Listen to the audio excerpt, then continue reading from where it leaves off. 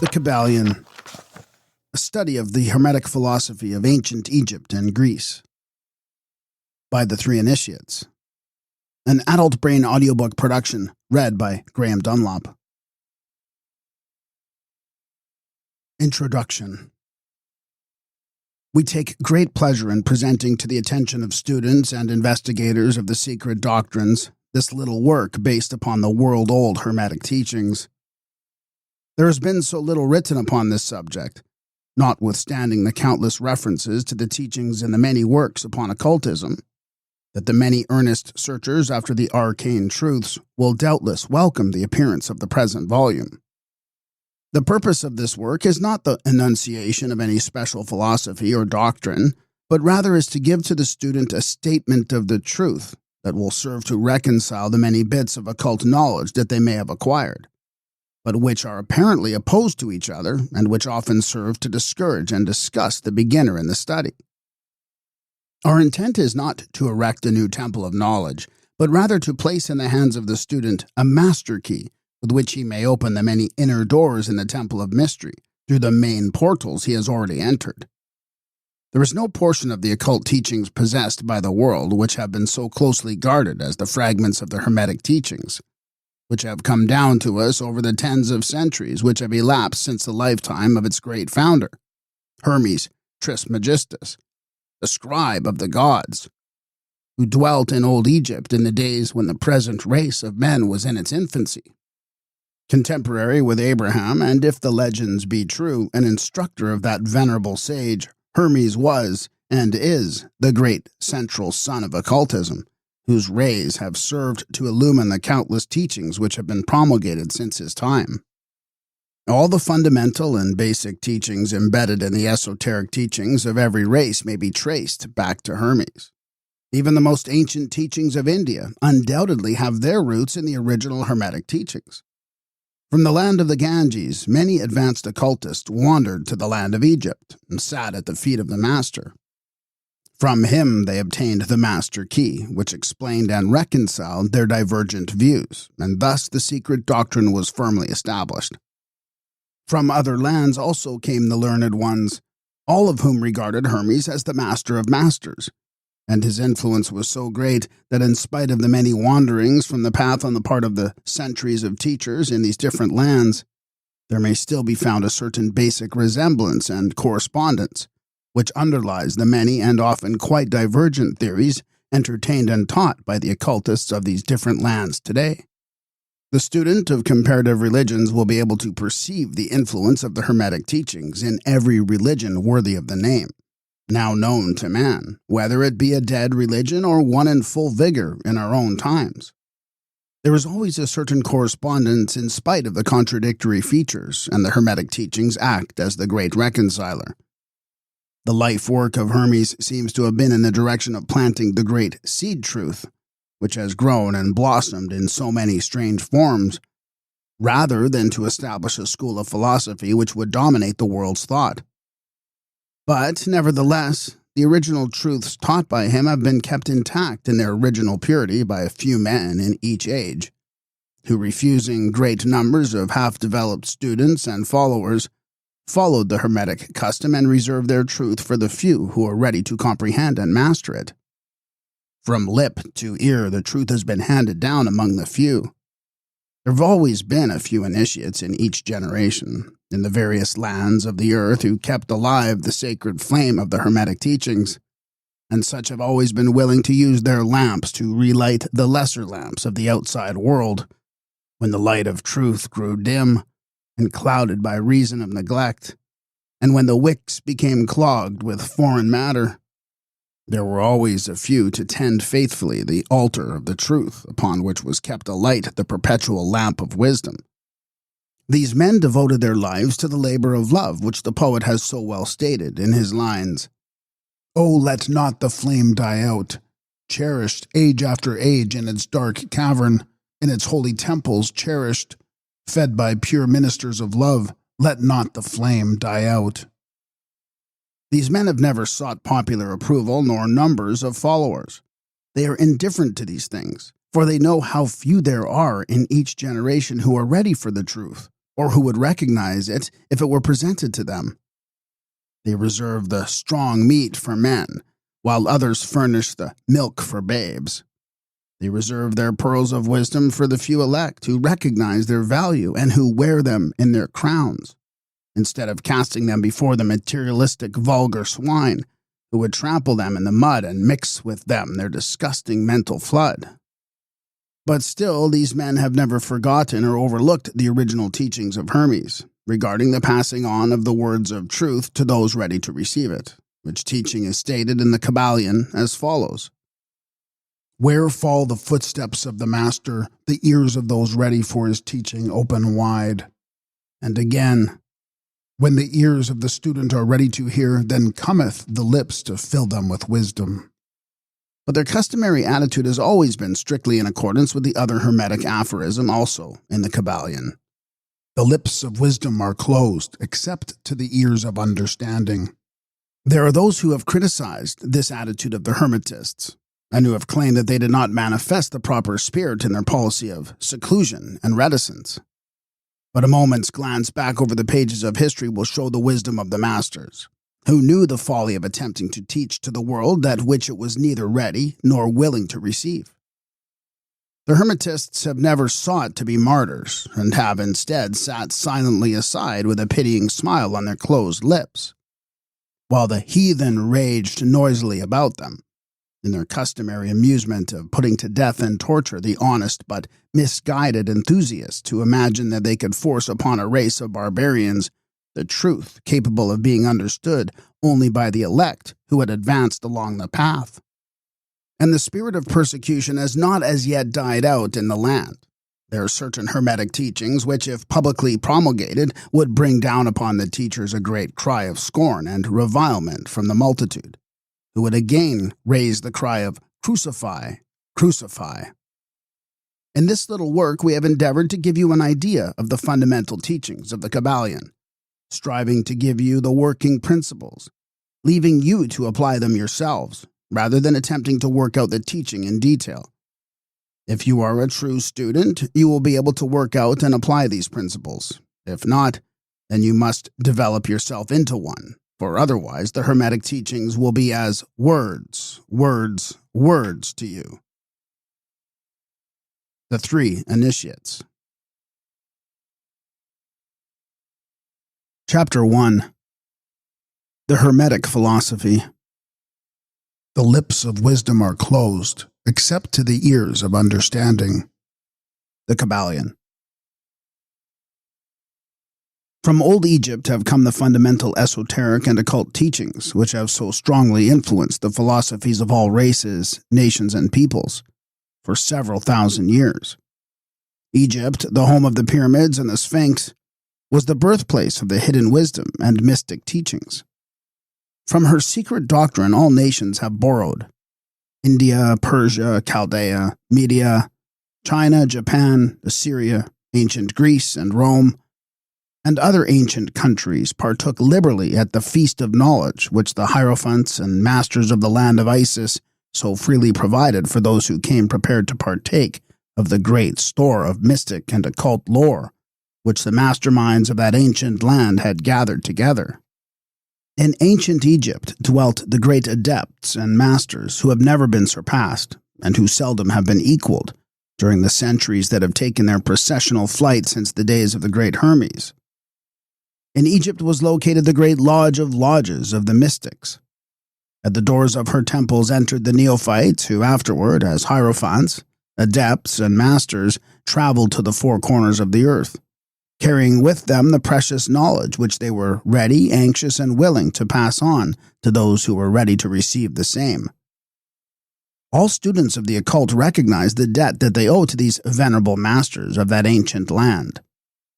But among these great masters of ancient Egypt, there once dwelt one of whom masters hailed as the Master of Masters. This man, if man indeed he was, dwelt in Egypt in the earliest days. He was known as Hermes Trismegistus. He was the father of the occult wisdom, the founder of astrology, the discoverer of alchemy. The details of his life story are lost to history, owing to the lapse of the years, though several of the ancient countries disputed with each other in their claims to the honor of having furnished his birthplace, and this thousands of years ago. The date of his sojourn in Egypt, and that his last incarnation on this planet, is not now known, but it has been fixed at the early days of the oldest dynasties of Egypt, long before the days of Moses. The best authorities regard him as a contemporary of Abraham, and some of the Jewish traditions go so far as to claim that Abraham acquired a portion of his mystic knowledge from Hermes himself. As the years rolled by after his passing from this plane of life, tradition recording that he lived 300 years in the flesh, the Egyptians deified Hermes and made him one of their gods, under the name of Thoth. Years after, the people of ancient Greece also made him one of their many gods, calling him Hermes, the god of wisdom. The Egyptians revered his memory for many centuries, yes, tens of centuries, calling him the scribe of the gods, and bestowing upon him distinctively his ancient title Trismegistus, which means the thrice great, the great, the greatest great, etc. In all the ancient lands, the name of Hermes Trismegistus was revered, the name being synonymous with the fount of wisdom. Even to this day, we use the term hermetic in the sense of secret, sealed so that nothing can escape, etc. And this by reason of the fact that the followers of Hermes always observed the principle of secrecy in their teachings. They did not believe in casting pearls before swine, but rather held to the teaching milk for babes, meat for strong men, both of which maxims are familiar to readers of the Christian scriptures, but both of which had been used by the Egyptians for centuries before the Christian era. And this policy of careful dissemination of the truth has always characterized the Hermetics, even unto the present day. The Hermetic teachings are to be found in all lands, among all religions, but never identified with any particular country, nor with any particular religious sect. This because of the warning of the ancient teachers against allowing the secret doctrine to become crystallized into a creed. The wisdom of this caution is apparent to all students of history. The ancient occultism of India and Persia degenerated and was largely lost, owing to the fact that the teachers became priests and so mixed theology with the philosophy, the result of being that the occultism of India and Persia has been gradually lost amidst the mass of religious superstition, cults, creeds, and gods. So it was with ancient Greece and Rome. So it was with the Hermetic teachings of the Gnostics and the early Christians, which were lost at the time of Constantine, whose iron hand smothered philosophy with the blanket of theology, losing to the Christian church that which was its very essence and spirit, and causing it to grope throughout several centuries before it found a way back to its ancient faith. The indications apparent to all careful observers in this 20th century being that the church is now struggling to get back to its ancient mystic teachings. But there were always a few faithful souls who kept alive the flame, tending it carefully and not allowing its light to become extinguished. And thanks to these staunch hearts and fearless minds, we have the truth still with us. But it is not found in books to any great extent. It has been passed along from master to student, from initiate to hierophant, from lip to ear. When it was written down at all, its meaning was veiled in terms of alchemy and astrology, so that only those possessing the key could read it aright. This was made necessary in order to avoid the persecutions of the theologians of the Middle Ages, who fought the secret doctrine with fire and sword, stake, gibbet, and cross.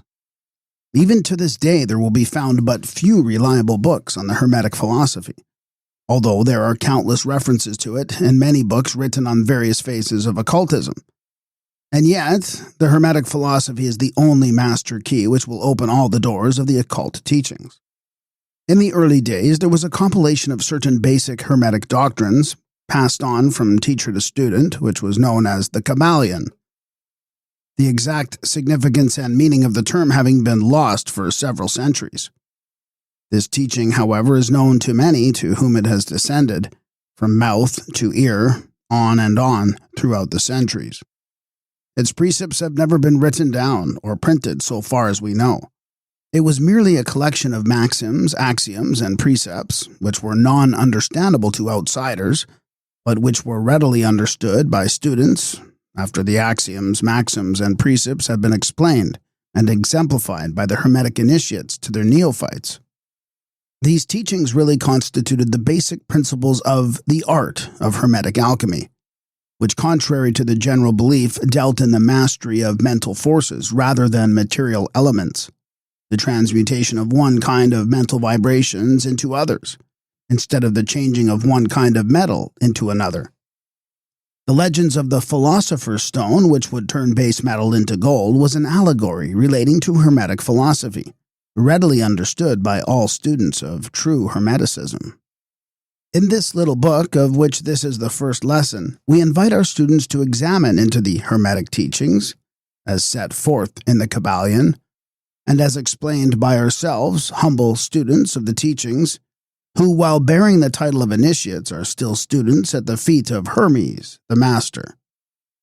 We herein give you many of the maxims, axioms, and precepts of the Kybalion, accompanied by explanations and illustrations which we deem likely to render the teachings more easily comprehended by the modern student, particularly as the original text is purposely veiled in obscure terms.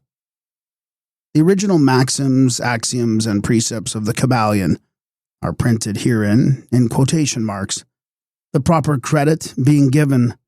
Our own work is printed in the regular way, in the body of the work. We trust that the many students to whom we now offer this little work will derive as much benefit from the study of its pages as have the many who have gone on before, treading the same path to mastery throughout the centuries that have passed since the times of Hermes Trismegistus, the master of masters, the great. In the words of the Kybalion, "Where fall the footsteps of the master, the ears of those ready for his teaching open wide." The Kybalion. When the ears of the student are ready to hear, then cometh the lips to fill them with wisdom. The Kybalion. So that according to the teachings, the passage of this book to those ready for the instruction will attract the attention of such as are prepared to receive the teaching. And likewise, when the pupil is ready to receive the truth, then will this little book come to him or her. Such is the law, the Hermetic principle of cause and effect, in its aspect of the law of attraction, will bring lips and ear together, pupil and book in company. So mote it be. Chapter 2. The 7 Hermetic Principles. The principles of truth are 7. He who knows these understandingly possesses the magic key, before whose touch all the doors of the temple fly open. The Kybalion. The 7 Hermetic principles upon which the entire Hermetic philosophy is based are as follows. 1. The principle of mentalism. 2. The principle of correspondence. 3. The principle of vibration. 4. The principle of polarity. 5. The principle of rhythm. 6. The principle of cause and effect. And 7. The principle of gender. These 7 principles will be discussed and explained as we proceed with these lessons. A short explanation of each, however, may as well be given at this point. 1. The principle of mentalism. The all is mind. The universe is mental. The Kybalion. This principle embodies the truth that all is mind. It explains that the all, which is the substantial reality underlying all the outward manifestations and appearances which we know under the terms of the material universe, the phenomena of life, matter, energy, and, in short, all that is apparent to our material senses, is spirit, which in itself is unknowable and undefinable, but which may be considered and thought of as an universal, infinite, living mind. It also explains that all the phenomenal world or universe is simply a mental creation of the all, subject to the laws of created things, and that the universe as a whole and in its parts or units has its existence in the mind of the all, in which mind we live and move and have our being. This principle, by establishing the mental nature of the universe, easily explains all of the varied mental and psychic phenomena that occupy such a large portion of the public attention, and which, without such explanation, are non-understandable and defy scientific treatment. An understanding of this great Hermetic principle of mentalism enables the individual to readily grasp the laws of the mental universe, and to apply the same to his well-being and advancement. The Hermetic student is enabled to apply intelligently the great mental laws instead of using them in a haphazard manner. With the master key in his possession, the student may unlock the many doors of the mental and psychic temple of knowledge, and enter the same freely and intelligently. This principle explains the true nature of energy, power, and matter, and why and how all these are subordinate to the mystery of mind. One of the old Hermetic masters wrote long ages ago, "He who grasps the truth of the mental nature of the universe is well advanced on the path to mastery." And these words are as true today as at the time they were first written. Without this master key, mastery is impossible, and the student knocks in vain at the many doors of the temple. 2. The principle of correspondence. As above, so below. As below, so above. The Kybalion. This principle embodies the truth that there is always a correspondence between the laws and phenomenon of the various planes of being and life. The old Hermetic axiom ran in these words: as above, so below, so above. And the grasping of this principle gives one the means of solving many a dark paradox and hidden secret of nature. There are planes beyond our knowing, but when we apply the principle of correspondence to them, we are able to understand much that would otherwise be unknowable to us. This principle is of universal application and manifestation on the various planes of the material, mental, and spiritual universe. It is an universal law. The ancient Hermetists considered this principle as one of the most important mental instruments by which man was able to pry aside the obstacles which hid from view the unknown. Its use even tore aside the veil of Isis to the extent that a glimpse of the face of the goddess might be caught. Just as knowledge of the principles of geometry enables man to measure distant suns and their movements while seated in his observatory, so a knowledge of the principle of correspondence enables man to reason intelligently from the known to the unknown. Studying the monad, he understands the archangel. 3. The principle of vibration. Nothing rests. Everything moves. Everything vibrates. The Kybalion. This principle embodies the truth that everything is in motion, everything vibrates, nothing is at rest. Facts which modern science endorses, and which each new scientific discovery tends to verify. And yet, this Hermetic principle was enunciated thousands of years ago by the masters of ancient Egypt. This principle explains that the differences between different manifestations of matter, energy, mind, and even spirit result largely from the varying rates of vibration. From the all, which is pure spirit, down to the grossest form of matter, all is in vibration. The higher the vibration, the higher the position in the scale. The vibration of spirit is at such an infinite rate of intensity and rapidity that it is practically at rest, just as a rapidly moving wheel seems to be motionless. And at the other end of the scale, there are gross forms of matter whose vibrations are so low as to seem at rest. Between these poles there are millions upon millions of varying degrees of vibration, from corpuscle and electron, atom and molecule, to worlds and universes. Everything is in vibratory motion. This is also true on the planes of energy and force, which are but varying degrees of vibration, and also on the mental planes, whose states depend upon vibration, and even onto the spiritual planes. An understanding of this principle with the appropriate formulas enables Hermetic students to control their own mental vibrations, as well as those of others. The masters also apply this principle to the conquering of natural phenomena, in various ways. He who understands the principle of vibration has grasped the scepter of power, says one of the old writers. 4. The principle of polarity.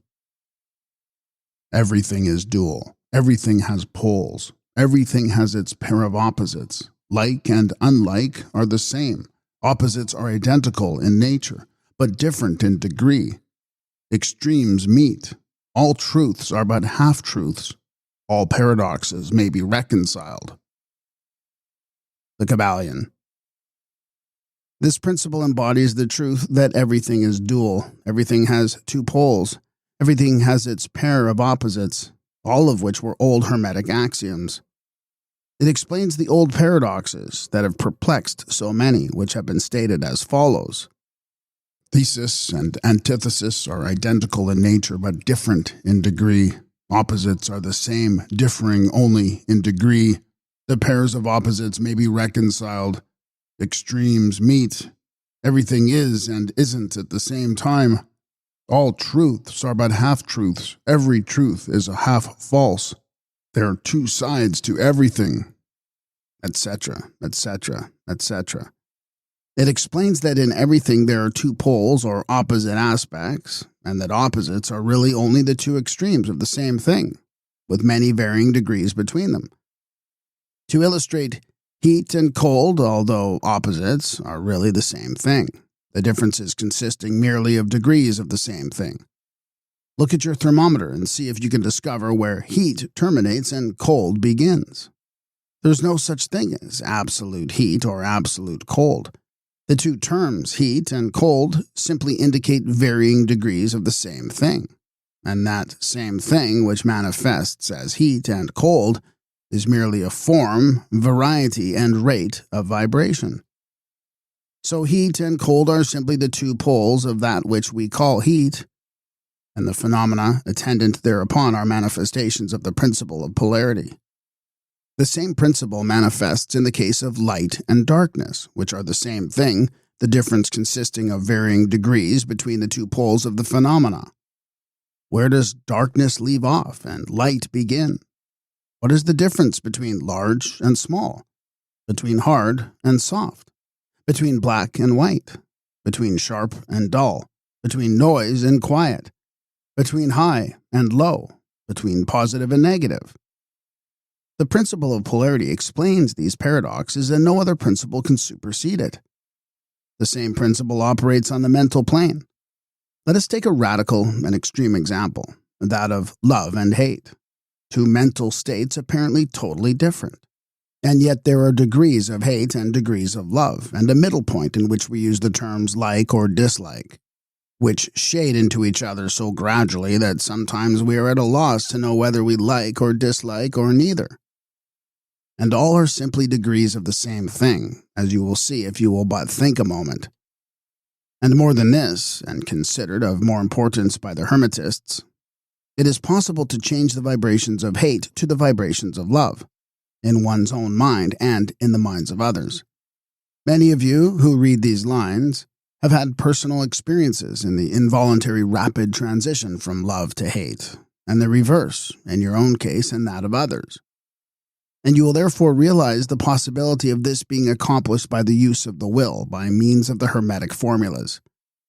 Good and evil are but the poles of the same thing, and the Hermetist understands the art of transmuting evil into good by means of an application of the principle of polarity.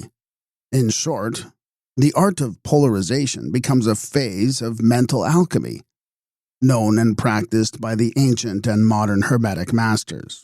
An understanding of the principle will enable one to change his own polarity, as well as that of others, if he will devote the time and study necessary to master the art. 5. The principle of rhythm. Everything flows out and in. Everything has its tides.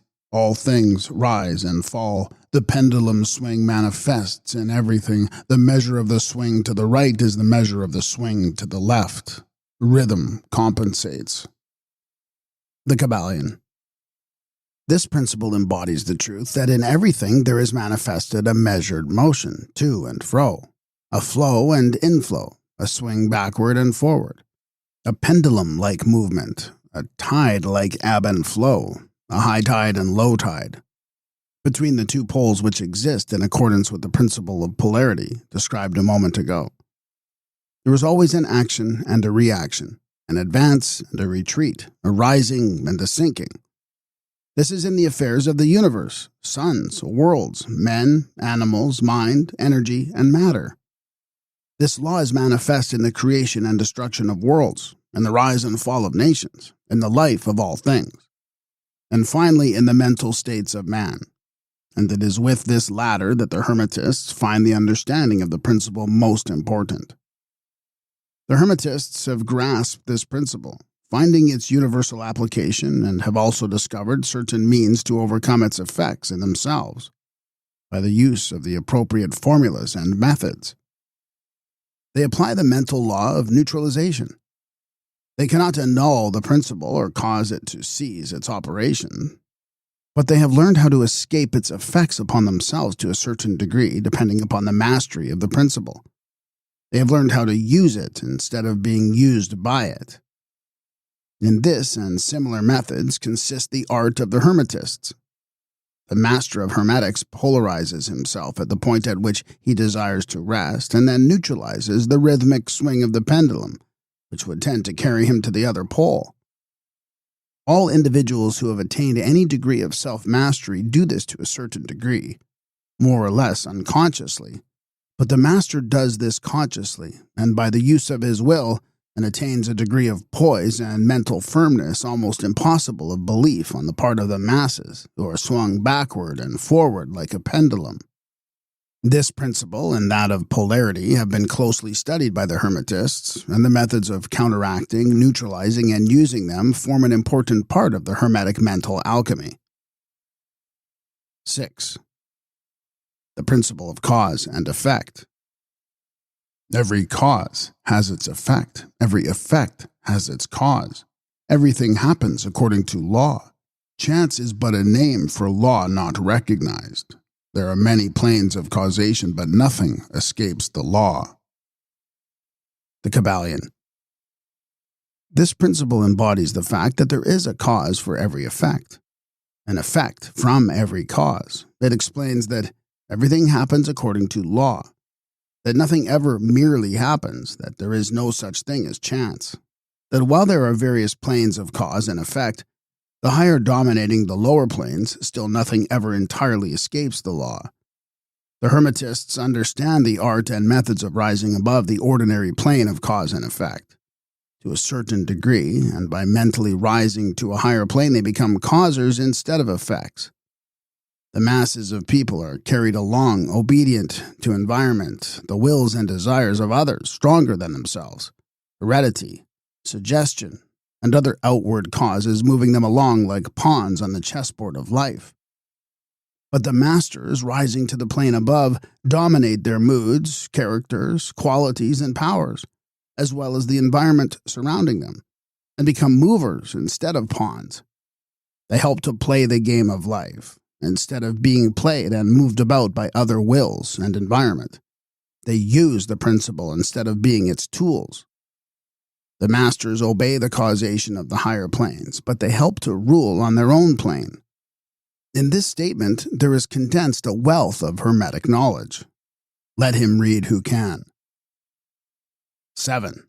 The principle of gender.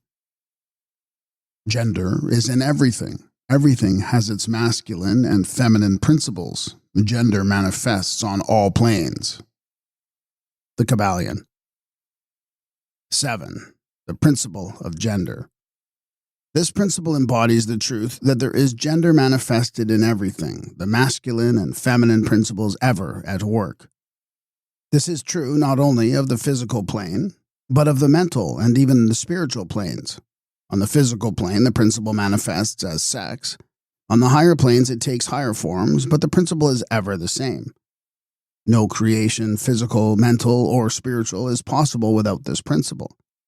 An understanding of its laws will throw light on many a subject that has perplexed the minds of men. The principle of gender works ever in the direction of generation, regeneration, and creation. Everything and every person contains the two elements or principles, or this great principle within it, him or her. Every male thing has a female element also. Every female contains also the male principle. If you would understand the philosophy of mental and spiritual creation, generation and regeneration, you must understand and study this Hermetic principle. It contains the solution of many mysteries of life. We caution you that this principle has no reference to the many base, pernicious, and degrading lustful theories, teachings, and practices which are taught under fanciful titles, and which are a prostitution of the great natural principle of gender. Such base revivals of the ancient infamous forms of phallicism tend to ruin mind, body, and soul, and the Hermetic philosophy has ever sounded the warning note against these degraded teachings which tend toward lust, licentiousness, and perversion of nature's principles. If you seek such teachings, you must go elsewhere for them. Hermeticism contains nothing for you along these lines. To the pure, all things are pure. To the base, all things are base. Chapter 3. Mental Transmutation. Mind, as well as metals and elements, may be transmuted from state to state, degree to degree, condition to condition, pole to pole, vibration to vibration. True Hermetic transmutation is a mental art. The Kybalion. As we have stated, the Hermetists were the original alchemists, astrologers, and psychologists, Hermes having been the founder of these schools of thought. From astrology has grown modern astronomy. From alchemy has grown modern chemistry. From the mystic psychology has grown the modern psychology of the schools. But it must not be supposed that the ancients were ignorant of that which the modern schools suppose to be their exclusive and special property. The records engraved on the stones of ancient Egypt show conclusively that the ancients had a full comprehensive knowledge of astronomy, the very building of the pyramids showing the connection between their design and the study of astronomical science.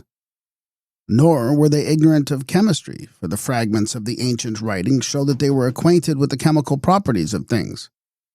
In fact, the ancient theories regarding physics are being slowly verified by the latest discoveries of modern science, notably those relating to the constitution of matter. Nor must it be supposed that they were ignorant of the so-called modern discoveries in psychology. On the contrary, the Egyptians were especially skilled in the science of psychology, particularly in the branches that the modern schools ignore, but which, nevertheless, are being uncovered under the name of psychic science, which is perplexing to the psychologists of today, and making them reluctantly admit that there may be something in it after all. The truth is that beneath the material chemistry, astronomy, and psychology, that is, the psychology in its phase of brain action, the ancients possessed a knowledge of transcendental astronomy, called astrology, of transcendental chemistry, called alchemy, of transcendental psychology, called mystic psychology. They possessed the inner knowledge as well as the outer knowledge, the latter alone being possessed by modern scientists. Among the many secret branches of knowledge possessed by the Hermetists was that known as mental transmutation, which forms the subject matter of this lesson. Transmutation is a term usually employed to designate the ancient art of the transmutation of metals, particularly of the base metals into gold. The word transmute means to change from one nature, form, or substance into another, to transform. Webster. And accordingly, mental transmutation means the art of changing and transforming mental states, forms, and conditions into others. So you may see that mental transmutation is the art of mental chemistry, if you like the term, a form of practical mystic psychology. But this means far more than appears on the surface. Transmutation, alchemy, or chemistry on the mental plane is important enough in its effects, to be sure. And if the art stopped there, it would still be one of the most important branches of study known to man. But this is only the beginning. Let us see why. The first of the 7 Hermetic principles is the principle of mentalism, the axiom of which is the all is mind. The universe is mental, which means that the underlying reality of the universe is mind, and the universe itself is mental, that is, existing in the mind of the all. We shall consider this principle in succeeding lessons, but let us see the effect of the principle if it be assumed to be true. If the universal is mental in its nature, then mental transmutation must be the art of changing the conditions of the universe, along the lines of matter, force, and mind. So you see, therefore, that mental transmutation is really the magic of which the ancient writers had so much to say in their mystical works, and about which they gave so few practical instructions. If all be mental, then the art which enables one to transmute mental conditions must render the master the controller of material conditions, as well as those ordinarily called mental.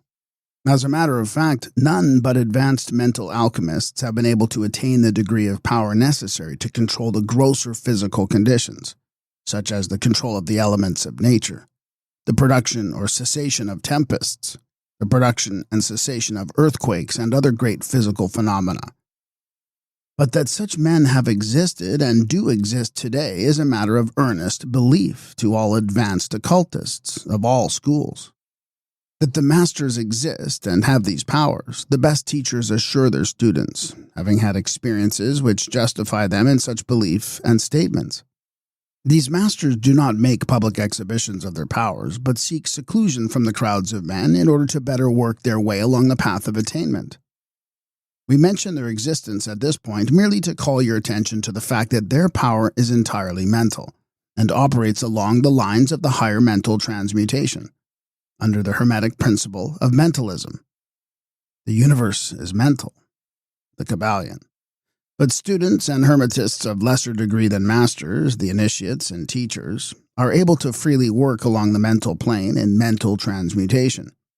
In fact, all that we call psychic phenomena, mental influence, mental science, new thought phenomena, etc., operates along the same general lines, for there is but one principle involved, no matter by what name the phenomena be called. The student and practitioner of mental transmutation works among the mental plane, transmuting mental conditions, states, etc., into others, according to various formulas more or less efficacious. The various treatments, affirmations, denials, etc., of the schools of mental science are but formulas, often quite imperfect and unscientific, of the Hermetic art. The majority of modern practitioners are quite ignorant compared to the ancient masters, for they lack the fundamental knowledge upon which the work is based. Not only may the mental states, etc., of one's self be changed or transmuted by Hermetic methods, but also the states of others may be and are constantly transmuted in the same way, usually unconsciously but often consciously by some understanding the laws and principles, in cases where people affected are not informed of the principles of self-protection. And more than this, as many students and practitioners of modern mental science know, every material condition depending upon the minds of other people may be changed or transmuted in accordance with the earnest desire, will, and treatments of person desiring changed conditions of life.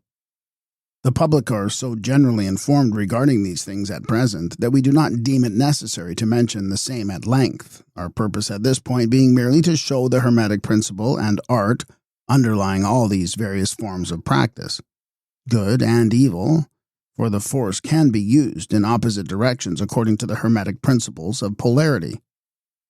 In this little book we shall state the basic principles of mental transmutation, that all who read may grasp the underlying principles, and thus possess the master key that will unlock the many doors of the principle of polarity. We shall now proceed to a consideration of the first of the Hermetic 7 principles, the principle of mentalism, in which is explained the truth that the all is mind, the universe is mental. In the words of the Kybalion, we ask close attention and careful study of this great principle on the part of our students, for it is really the basic principle of the whole Hermetic philosophy and of the Hermetic art of mental transmutation. Chapter 4. The All. Under and back of the universe of time, space, and change is ever to be found the substantial reality, the fundamental truth. The Kybalion. Substance means that which underlies all outward manifestations, the essence, the essential reality, the thing in itself, etc. Substantial means actually existing, being the essential element, being real, etc. Reality means the state of being real, true, enduring, valid, fixed, permanent, actual, etc.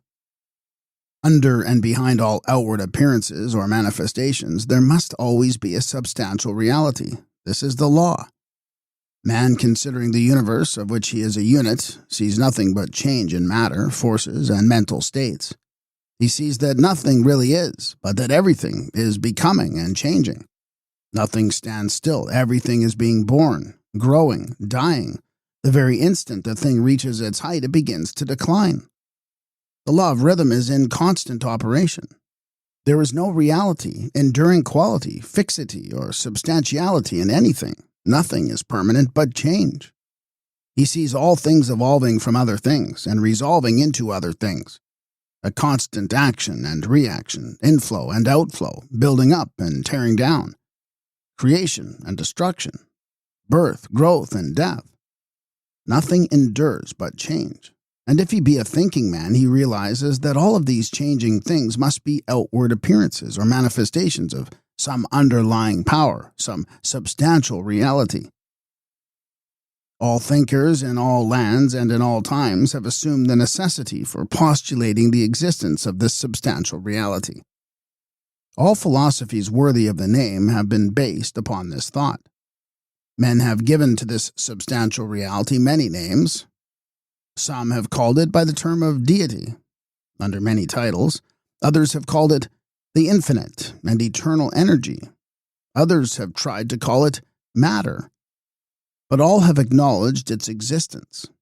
It is self-evident, it needs no argument. In these lessons, we have followed the example of some of the world's greatest thinkers, both ancient and modern, the Hermetic masters, and have called this underlying power, this substantial reality, by the Hermetic name of the All, which term we consider the most comprehensive of the many terms applied by man to that which transcends names and terms. We accept and teach the view of the great Hermetic thinkers of all times, as well as of those illumined souls who have reached higher planes of being, both of whom assert that the inner nature of the All is unknowable. This must be so, for not by the All itself can comprehend its own nature and being. The Hermetists believe and teach that the All, in itself, is and must ever be unknowable. They regard all of the theories, guesses, and speculations of the theologians and metaphysicians regarding the inner nature of the All as but the childish efforts of mortal minds to grasp the secret of the infinite. Such efforts have always failed and will always fail, from the very nature of the task. One pursuing such inquiries travels around and around in the labyrinth of thought until he is lost to all sane reasoning, action, or conduct, and is utterly unfitted for the work of life. He is like the squirrel which frantically runs around and around the circling treadmill wheel of his cage, traveling ever and yet reaching nowhere. At the end, a prisoner still, and standing just where he started. And still more presumptuous are those who attempt to ascribe to the All the personality, qualities, properties, characteristics, and attributes of themselves.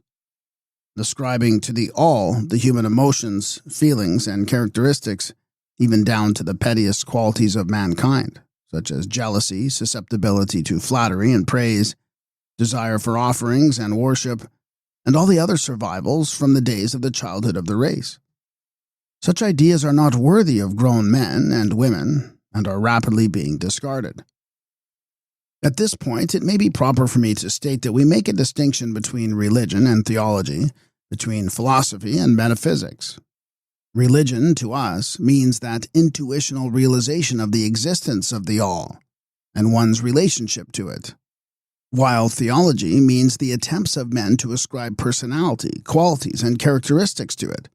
Their theories regarding its affairs, will, desires, plans, and designs, and their assumption of the office of middlemen between the all and the people. Philosophy to us means the inquiry after knowledge of things knowable and thinkable, while metaphysics means the attempt to carry the inquiry over and beyond the boundaries and into regions unknowable and unthinkable, and with the same tendency as that of theology. And consequently, both religion and philosophy mean to us things having roots in reality, while theology and metaphysics seem like broken reeds rooted in the quicksands of ignorance and affording naught but the most insecure support for the mind or soul of man. We do not insist upon our students accepting these definitions. We mention them merely to show our position. At any rate, you shall hear very little about theology and metaphysics in these lessons. But while the essential nature of the all is unknowable, there are certain truths connected with its existence which the human mind finds itself compelled to accept. And an examination of these reports from a proper subject of inquiry, particularly as they agree with the reports of the illumined on higher planes, and to this inquiry we now invite you. That which is the fundamental truth, the substantial reality, is beyond true naming, but the wise men call it the all. The Kybalion. In its essence, the all is unknowable. The Kybalion. But the report of reason must be hospitably received and treated with respect. The Kybalion. The human reason, whose reports we must accept so long as we think at all, informs us as follows regarding the all, and that without attempting to remove the veil of the unknowable. 1. The all must be all that really is. There can be nothing existing outside of the all, else the all would not be the all.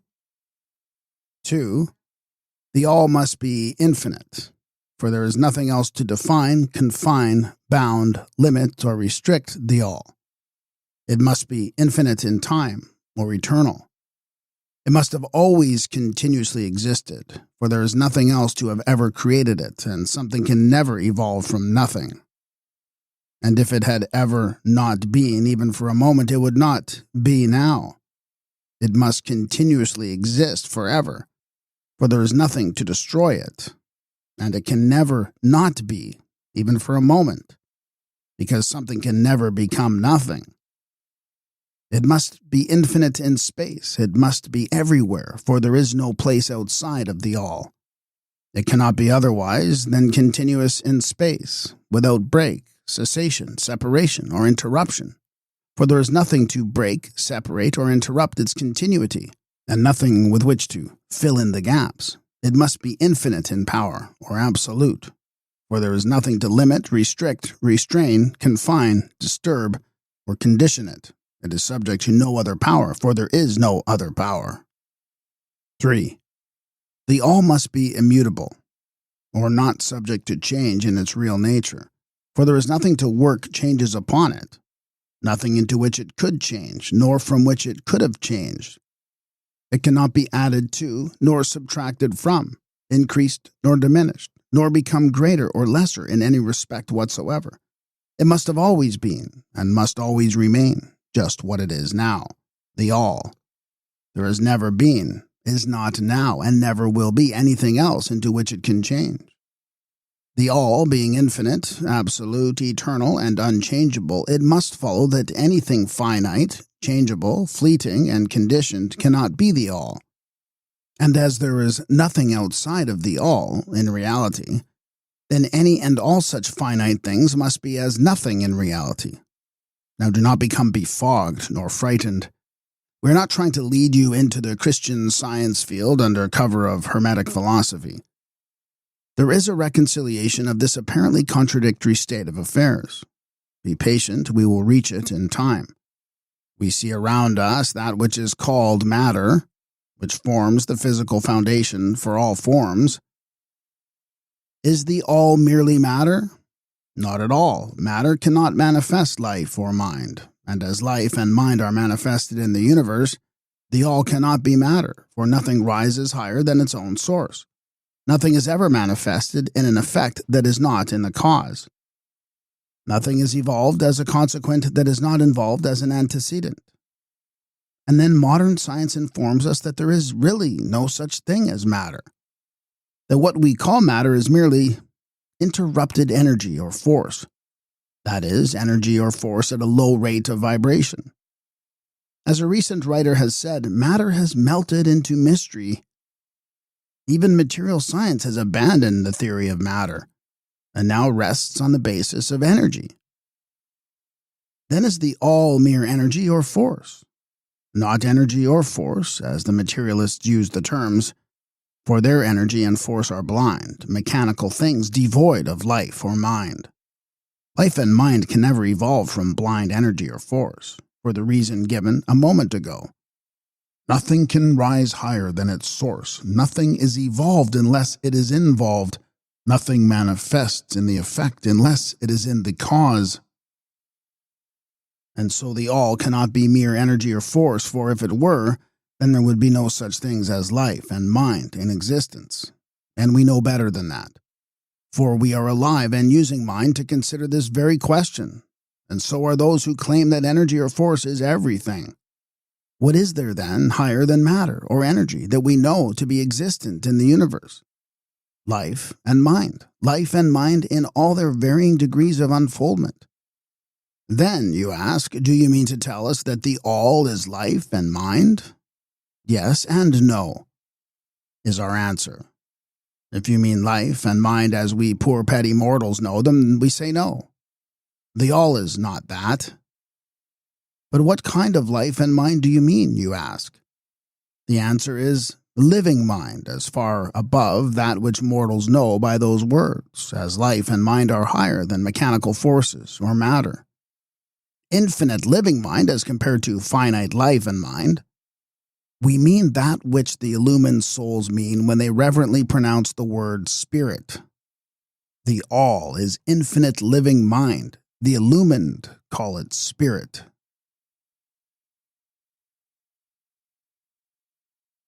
Chapter 5. The Mental Universe. The universe is mental, held in the mind of the all. The Kybalion. The all is spirit. But what is spirit? This question cannot be answered for the reason that its definition is practically that of the all, which cannot be explained or defined. Spirit is simply a name that men give to the highest conception of infinite living mind. It means the real essence. It means living mind, as much superior to life and mind as we know them, as the latter are superior to mechanical energy and matter. Spirit transcends our understanding, and we use the term merely that we may think or speak of the all. For the purposes of thought and understanding, we are justified in thinking of spirit as infinite living mind, at the same time acknowledging that we cannot fully understand it. We must either do this or stop thinking of the matter at all. Let us now proceed to a consideration of the nature of the universe, as a whole and in its parts. What is the universe? We have seen that there can be nothing outside of the all. Then is the universe the all? No, this cannot be, because the universe seems to be made up of many and is constantly changing, and in other ways it does not measure up to the ideas that we are compelled to accept regarding the all, as stated in our last lesson. Then, if the universe be not the all, then it must be nothing. Such is the inevitable conclusion of the mind at first thought. But this will not satisfy the question, for we are sensible of the existence of the universe. Then, if the universe is neither the all nor nothing, what can it be? Let us examine this question. If the universe exists at all or seems to exist, it must proceed in some way from the all. It must be a creation of the all. But as something can never come from nothing, from what could the all have created it? Some philosophers have answered this question by saying that the all created the universe from itself. That is, from the being and substance of the all. But this will not do, for the all cannot be subtracted from, nor divided, as we have seen. And then again, if this be so, would not each particle in the universe be aware of its being the all? The all could not lose its knowledge of itself, nor actually become an atom, or blind force, or lowly living thing. Some men indeed realize that the all is indeed all, and also recognizing that they, the men, existed, have jumped to the conclusion that they and the all were identical, that they have filled the air with shouts of "I am God," to the amusement of the multitude and the sorrow of sages. The claim of the corpuscle that "I am man" would be modest in comparison. But what indeed is the universe, if it be not the all, not yet created by the all, having separated itself into fragments? What else can it be? Of what else can it be made? This is the great question. Let us examine it carefully. We find here that the principle of correspondence, see Lesson 1, comes to our aid here. The old Hermetic axiom, "as above, so below," may be pressed into service at this point. Let us endeavor to get a glimpse of the workings on higher planes by examining those on our own. The principle of correspondence must apply to this as well as to other problems. Let us see. On his own plane of being, how does man create? Well, first he may create by making something out of outside materials. But this will not do, for there are no materials outside of the all with which it may create. Well then, secondly, man procreates or reproduces his kind by the process of begetting, which is self-multiplication accomplished by transferring a portion of his substance to his offspring. But this will not do, because the all cannot transfer or subtract a portion of itself, nor can it reproduce or multiply itself. In the first place, there would be a taking away, and in the second case, a multiplication or addition to the all, both thoughts being an absurdity. Is there no third way in which man creates? Yes, there is. He creates mentally. And in so doing, he uses no outside materials, nor does he reproduce himself, and yet his spirit pervades the mental creation. Following the principle of correspondence, we are justified in considering that the all creates the universe mentally, in a manner akin to the process whereby man creates mental images. And here is where the report of reason tallies precisely with the report of the illumined, as shown by their teachings and writings. Such are the teachings of the wise men. Such was the teaching of Hermes. The all can create in no other way except mentally, without either using material, and there is none to use, or else reproducing itself, which is also impossible.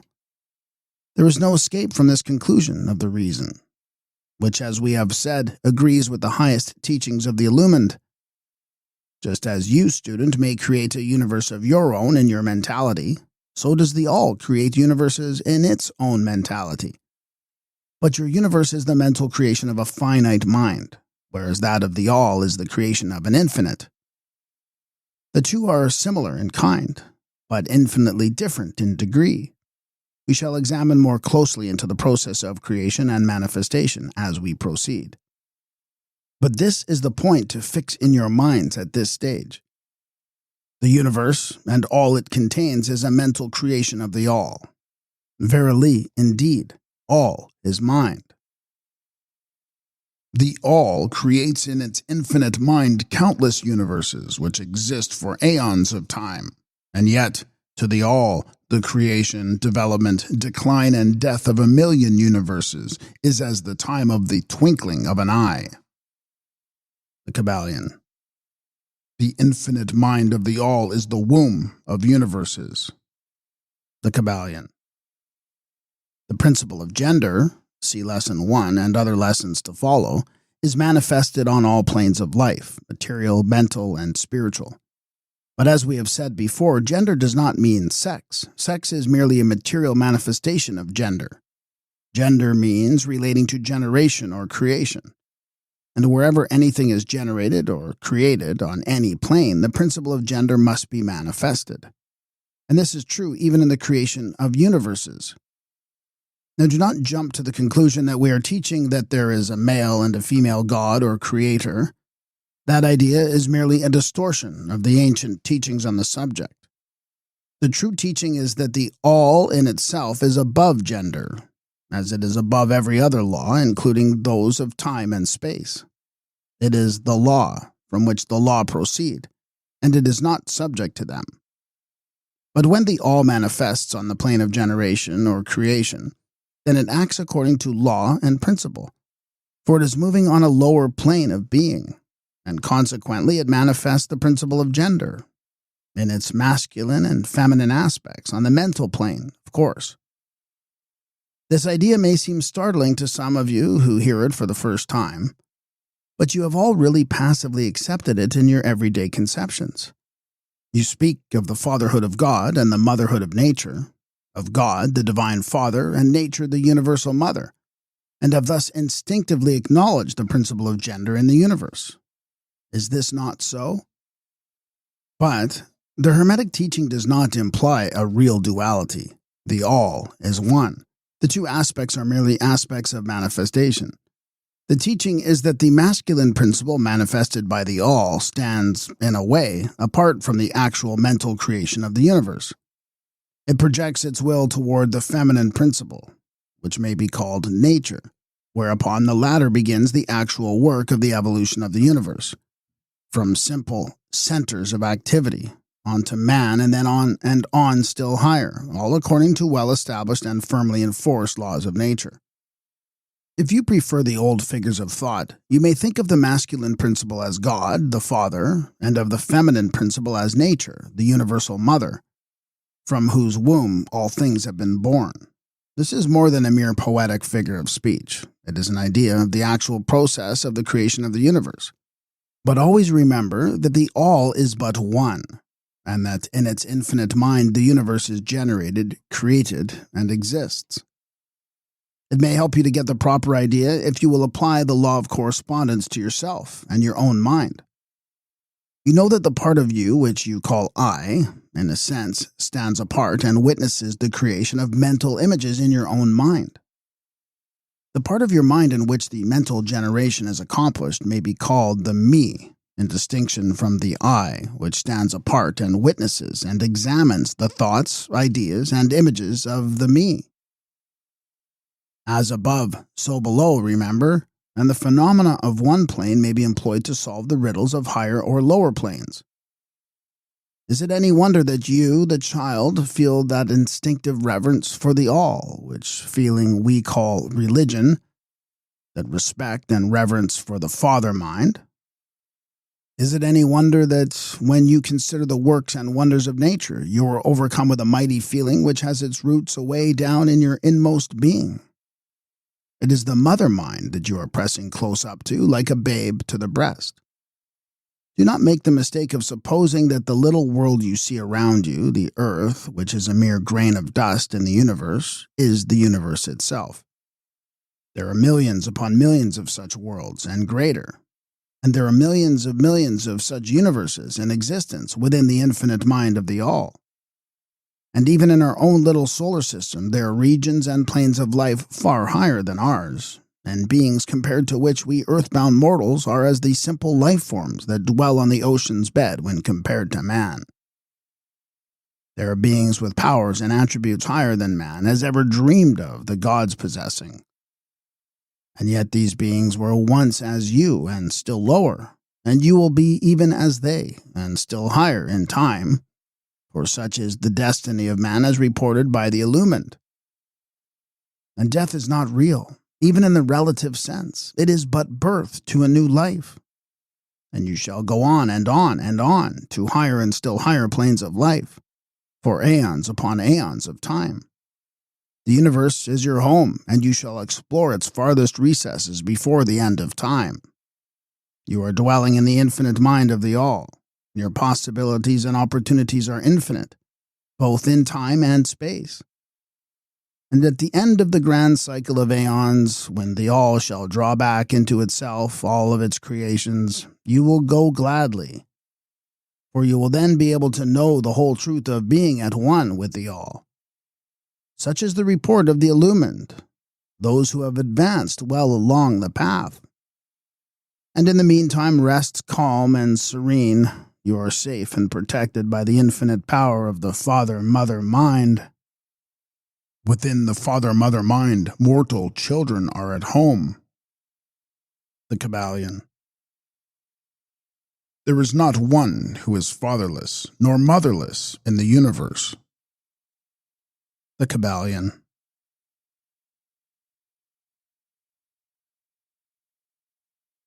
Chapter 6. The Divine Paradox. The half-wise, recognizing the comparative unreality of the universe, imagine that they may defy its laws. Such are vain and presumptuous fools, and they are broken against the rocks and torn asunder by the elements by reason of their folly. The truly wise, knowing the nature of the universe, use law against laws, the higher against the lower, and by the art of alchemy transmute that which is undesirable into that which is worthy, and thus triumph. Mastery consists not in abnormal dreams, visions, and fantastic imaginings or living, but in using the higher forces against the lower, escaping the pains of the lower planes by vibrating on the higher. Transmutation, not presumptuous denial, is the weapon of the master. The Kybalion.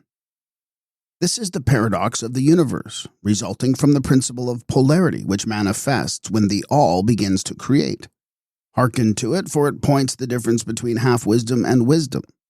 While to the infinite all, the universe, its laws, its powers, its life, its phenomena, are as things witnessed in the state of meditation or dream, yet to all that is finite, the universe must be treated as real, and life and action and thought must be based thereupon.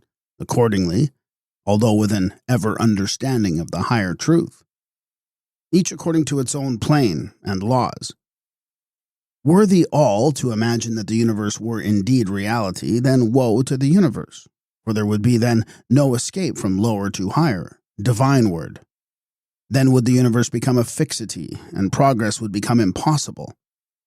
And if man, owing to half-wisdom, acts and lives and thinks of the universe as merely a dream, akin to his own finite dreams, then indeed does it so become for him, and like a sleepwalker he stumbles ever around and around in a circle, making no progress, and being forced into an awakening at last by his falling, bruised, and bleeding over the natural laws which he ignored. Keep your mind ever on the star, but let your eyes watch over your footsteps, lest you fall into the mire by reason of your upward gaze. Remember the divine paradox, that while the universe is not, still it is. Remember ever the two poles of truth, the absolute and the relative. Beware of half-truths. What Hermetists know as the law of paradox is an aspect of the principle of polarity. The Hermetic writings are filled with references to the appearance of the paradox and the consideration of the problems of life and being. The teachers are constantly warning their students against the error of omitting the other side of any question. And their warnings are particularly directed to the problems of the absolute and the relative, which perplex all students of philosophy, and which cause so many to think and act contrary to what is generally known as common sense. And we caution all students to be sure to grasp the divine paradox of the absolute and relative, lest they become entangled in the mire of the half-truth. With this in view, this particular lesson has been written. Read it carefully. The first thought that comes to the thinking man after he realizes the truth that the universe is a mental creation of the all is that the universe and all that it contains is a mere illusion, an unreality, against which idea his instincts revolt. But this, like all other great truths, must be considered both from the absolute and the relative points of view. From the absolute viewpoint, of course, the universe is in the nature of an illusion, a dream, a phantasmagoria, as compared to the all in itself.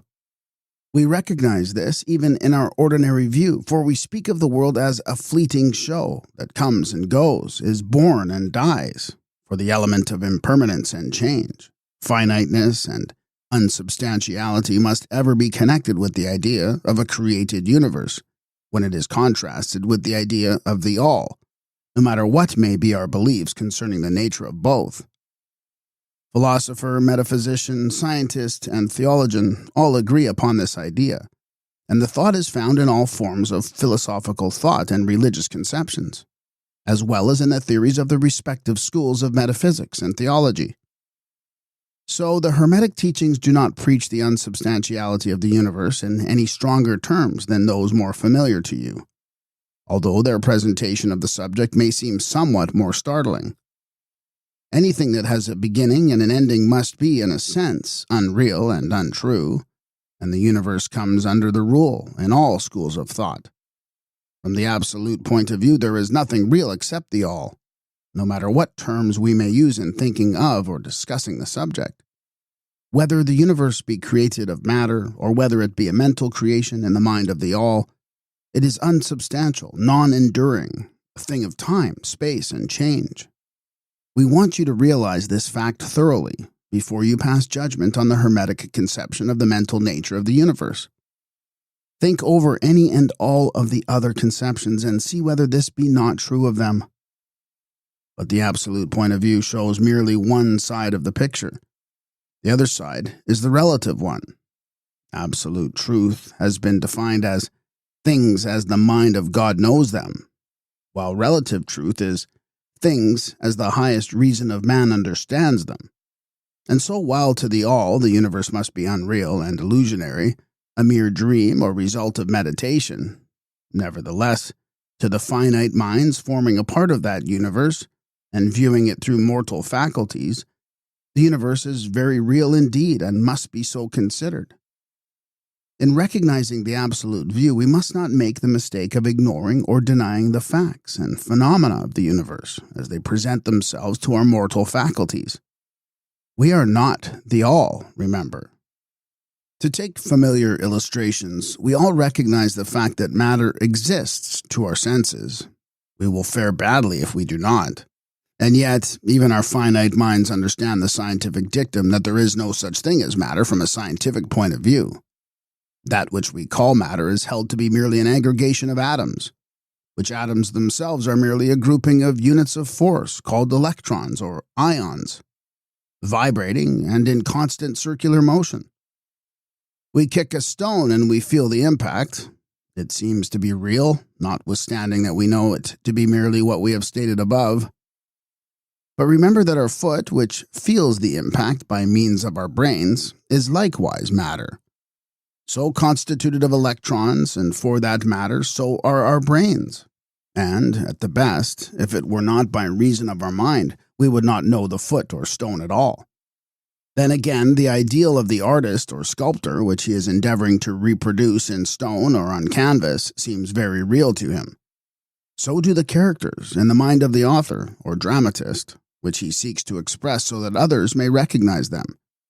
And if this be true in the case of our finite minds, what must be the degree of reality in the mental images created in the mind of the infinite? Oh, friends, to mortals this universe of mentality is very real indeed. It is the only one we can ever know, though we rise from plane to plane, higher and higher in it. To know it otherwise, by actual experience, we must be the all itself. It is true that the higher we rise in the scale, the nearer to the mind of the Father we reach, the more apparent becomes the illusory nature of finite things. But not until the all finally withdraws us into itself does this vision actually vanish. So, we need not dwell upon the feature of illusion. Rather, let us, recognizing the real nature of the universe, seek to understand its mental laws, and endeavor to use them to the best effect in our upward progress through life, as we travel from plane to plane of being. The laws of the universe are nonetheless iron laws, because of the mental nature. All except the all are bound by them. What is in the infinite mind of the all is real, in a degree second only to that reality itself which is vested in the nature of the all. So do not feel insecure or afraid. We are all held firmly in the infinite mind of the all, and there is naught to hurt us or for us to fear. There is no power outside of the all to affect us. So we may rest calm and secure. There is a world of comfort and security in this realization when once attained. Then calm and peaceful do we sleep, rocked in the cradle of the deep. resting safely on the bosom of the ocean of infinite mind, which is the All. In the All, indeed, do we live and move and have our being. Matter is nonetheless matter to us while we dwell in the plane of matter, although we know it to be merely an aggregation of electrons or particles of force, vibrating rapidly and gyrating around each other in the formations of atoms. The atoms, in turn, vibrating and gyrating, forming molecules, which latter, in turn, form larger masses of matter. Nor does matter become less matter when we follow the inquiry still further, and learn from the Hermetic teachings that the force, of which the electrons are but units, is merely a manifestation of the mind of the All, and like all else in the universe is purely mental in its nature. While on the plane of matter, we must recognize its phenomena. We may control matter, as all masters of higher or lesser degree do, but we do so by applying the higher forces. We commit a folly when we attempt to deny the existence of matter in the relative aspect. We may deny its mastery over us, and rightly so, but we should not attempt to ignore it in its relative aspect, at least so long as we dwell upon its plane. Nor do the laws of nature become less constant or effective when we know them, likewise, to be merely mental creations. They are in full effect on the various planes. We overcome the lower laws by applying still higher ones, and in this way only. But we cannot escape law or rise above it entirely. Nothing but the All can escape law, and that because the All is law itself, from which all laws emerge. The most advanced masters may acquire the powers usually attributed to the gods of men, and there are countless ranks of being in the great hierarchy of life, whose being and power transcends even that of the highest masters among men, to a degree unthinkable by mortals. But even the highest master and the highest being must bow to the law and be as nothing in the eye of the All. So that if even these highest beings, whose powers exceed even those attributed by men to their gods, if even these are bound by and are subservient to law, then imagine the presumption of mortal man, of our race and grade, when he dares to consider the laws of nature as unreal, visionary, and illusory, because he happens to be able to grasp the truth that the laws are mental in nature, and simply mental creations to the All. Those laws which the All intends to be governing laws are not to be defied or argued away. So long as the universe endures, will they endure. For the universe exists by virtue of these laws which form its framework and which hold it together. The Hermetic principle of mentalism, while explaining the true nature of the universe upon the principle that all is mental, does not change the scientific conceptions of the universe, life, or evolution. In fact, science merely corroborates the Hermetic teachings. The latter merely teaches that the nature of the universe is mental, while modern science has taught that it is material, or, of late, that it is energy. At the last analysis, the Hermetic teachings have no fault to find with Herbert Spencer's basic principle, which postulates the existence of an infinite and eternal energy from which all things proceed. In fact, the Hermetics recognize in Spencer's philosophy the highest outside statement of the workings of the natural laws that have ever been promulgated, and they believe Spencer to have been a reincarnation of an ancient philosopher who dwelt in ancient Egypt thousands of years ago, and who later incarnated as Heraclitus, the Grecian philosopher who lived BC 500. And they regard his statement of the infinite and eternal energy as directly in the line of the Hermetic teachings, always with the addition of their own doctrine that his energy is the energy of the mind of the All.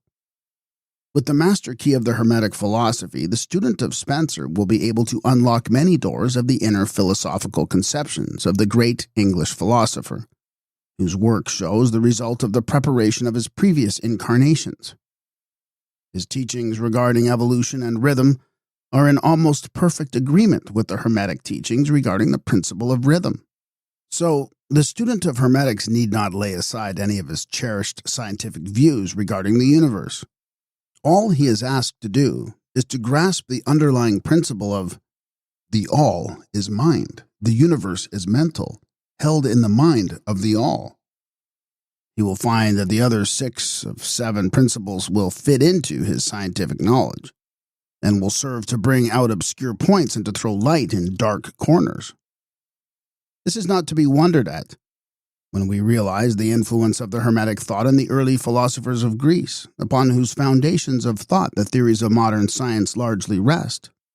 The acceptance of the first Hermetic principle, mentalism, is the only great point of difference between modern science and Hermetic students. And science is gradually moving toward the Hermetic position in its groping in the dark for a way out of the labyrinth into which it has wandered in its search for reality. The purpose of this lesson is to impress upon the minds of our students the fact that, to all intents and purposes, the universe and its laws and its phenomena are just as real, so far as man is concerned, as they would be under the hypothesis of materialism or energism. Under any hypothesis, the universe in its outer aspect is changing, ever-flowing, and transitory, and therefore devoid of substantiality and reality. But, note the other pole of the truth, under any of the same hypotheses, we are compelled to act and live as if the fleeting things were real and substantial. With this difference always between the various hypotheses, that under the old views mental power was ignored as a natural force, while under mentalism it becomes the greatest natural force. And this one difference revolutionizes life to those who understand the principle and its resulting laws and practice. So, finally, students all grasp the advantage of mentalism and learn to know, use, and apply the laws resulting therefrom. But do not yield to the temptation which, as the Kybalion states, overcomes the half-wise and which causes them to be hypnotized by the apparent unreality of things, the consequences being that they wander about like dream people dwelling in a world of dreams, ignoring the practical work and life of man, the end being that they are broken against the rocks and torn asunder by the elements by reason of their folly. Rather, follow the example of the wise, which the same authority states, use law against laws, the higher against the lower, and by which the art of alchemy transmute that which is undesirable into that which is worthy, and thus triumph. Following the authority, let us avoid the half-wisdom, which is folly, which ignores the truth that mastery consists not in abnormal dreams, visions, and fantastic imaginings or living, but in using the higher forces against the lower, escaping the pains of the lower planes by vibrating on the higher.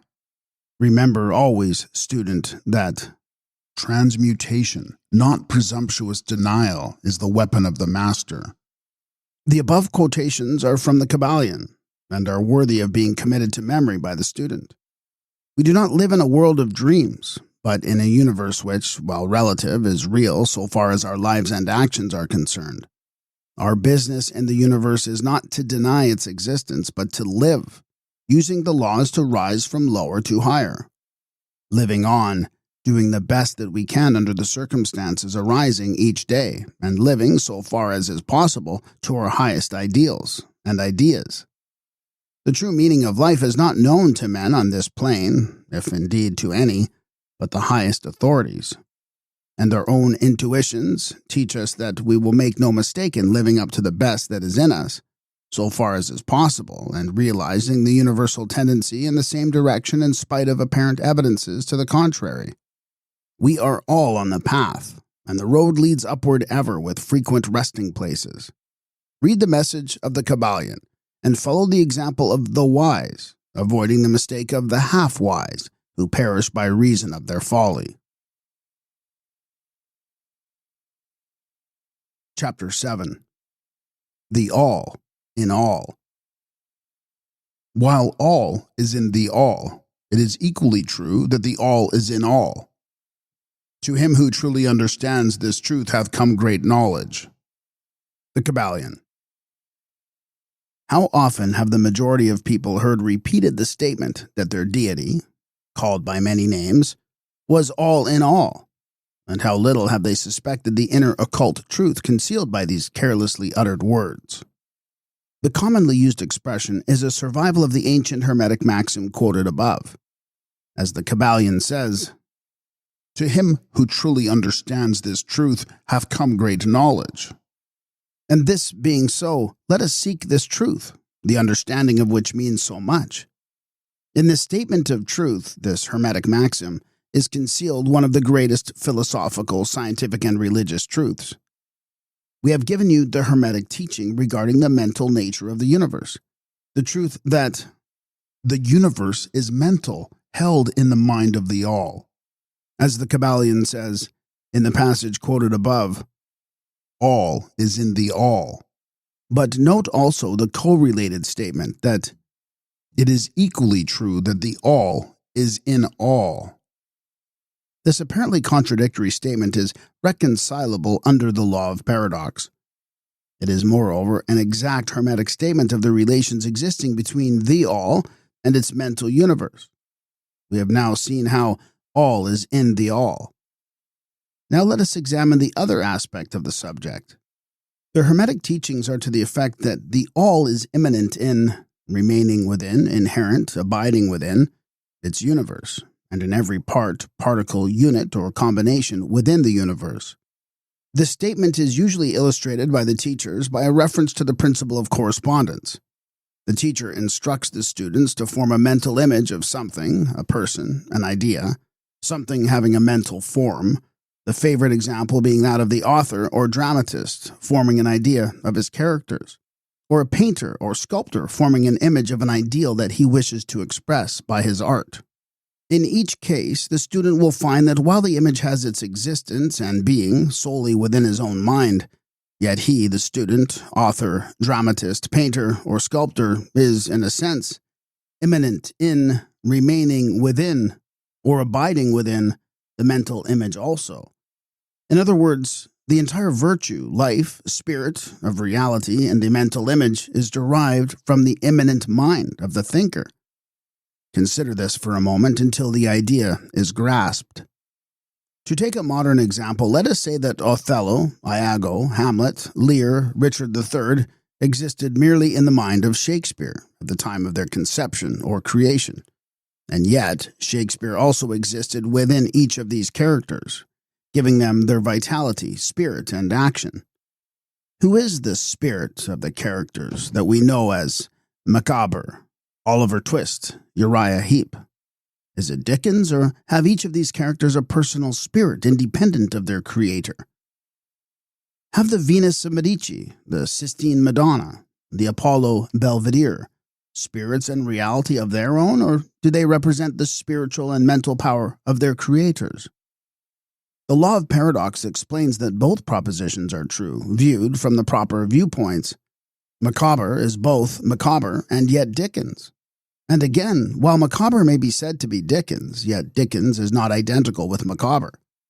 Man, like Macabre, may exclaim, "The spirit of my creator is inherent within me, and yet I am not he."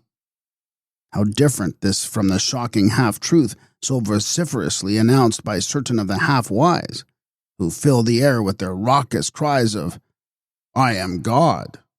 Imagine poor Macabre or the sneaky Uriah Heep crying, "I am Dickens," or some of the lowly clods in one of Shakespeare's plays grandiloquently announcing that, "I am Shakespeare."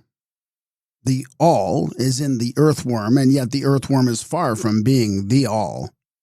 And still the wonder remains that though the earthworm exists merely as a lowly thing, created and having its being solely within the mind of the All, yet the All is immanent in the earthworm, and in the particles that go to make up the earthworm.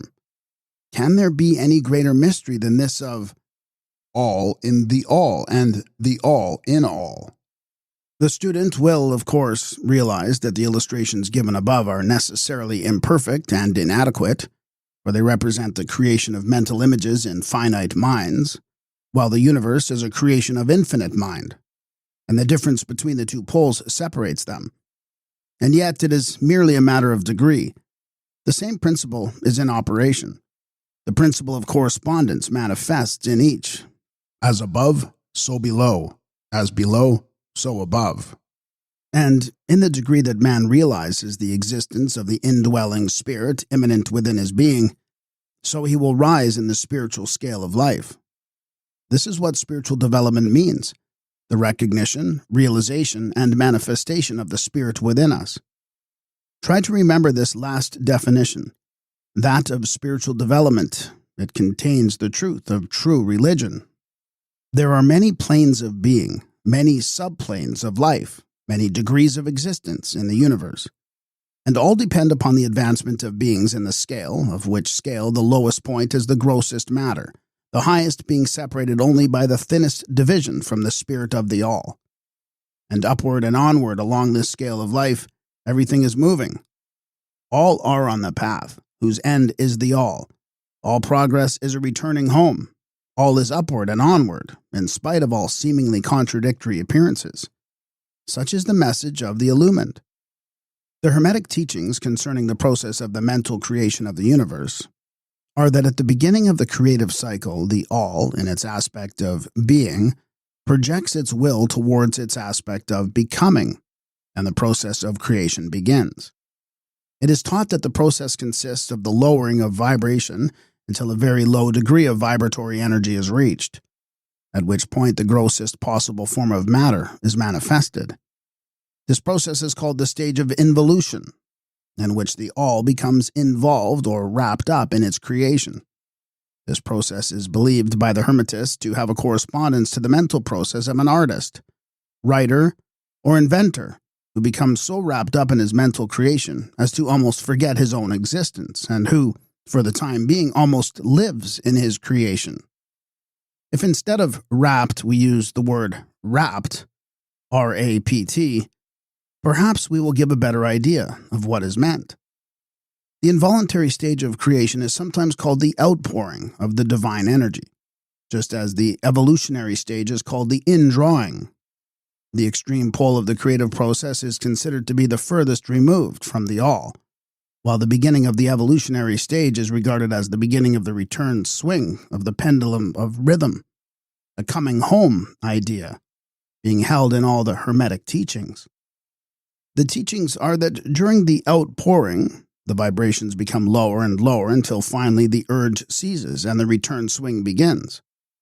But there is this difference, that while in the outpouring the creative forces manifest compactly and as a whole, yet from the beginning of the evolutionary or indrawing stage, there is manifested the law of individualization, that is, the tendency to separate into units of force, so that finally that which left the all as unindividualized energy returns to its source as countless highly developed units of life, having risen higher and higher in the scale by means of physical, mental, and spiritual evolution. The ancient Hermetists used the word meditation in describing the process of the mental creation of the universe in the mind of the all, the word contemplation also being frequently employed. But the idea intended seems to be that of the employment of the divine attention. Attention is a word derived from the Latin root meaning to reach out, to stretch out. And so the act of attention is really a mental reaching out extension of mental energy, so that the underlying idea is readily understood when we examine into the real meaning of attention. The Hermetic teachings regarding the process of evolution are that the all, having meditated upon the beginning of the creation, having thus established the material foundations of the universe, having thought it into existence, then gradually awakens or rouses from its meditation, and in doing so starts into manifestation the process of evolution on the material, mental, and spiritual planes, successively and in order. Thus the upward movement begins, and all begins to move spiritward.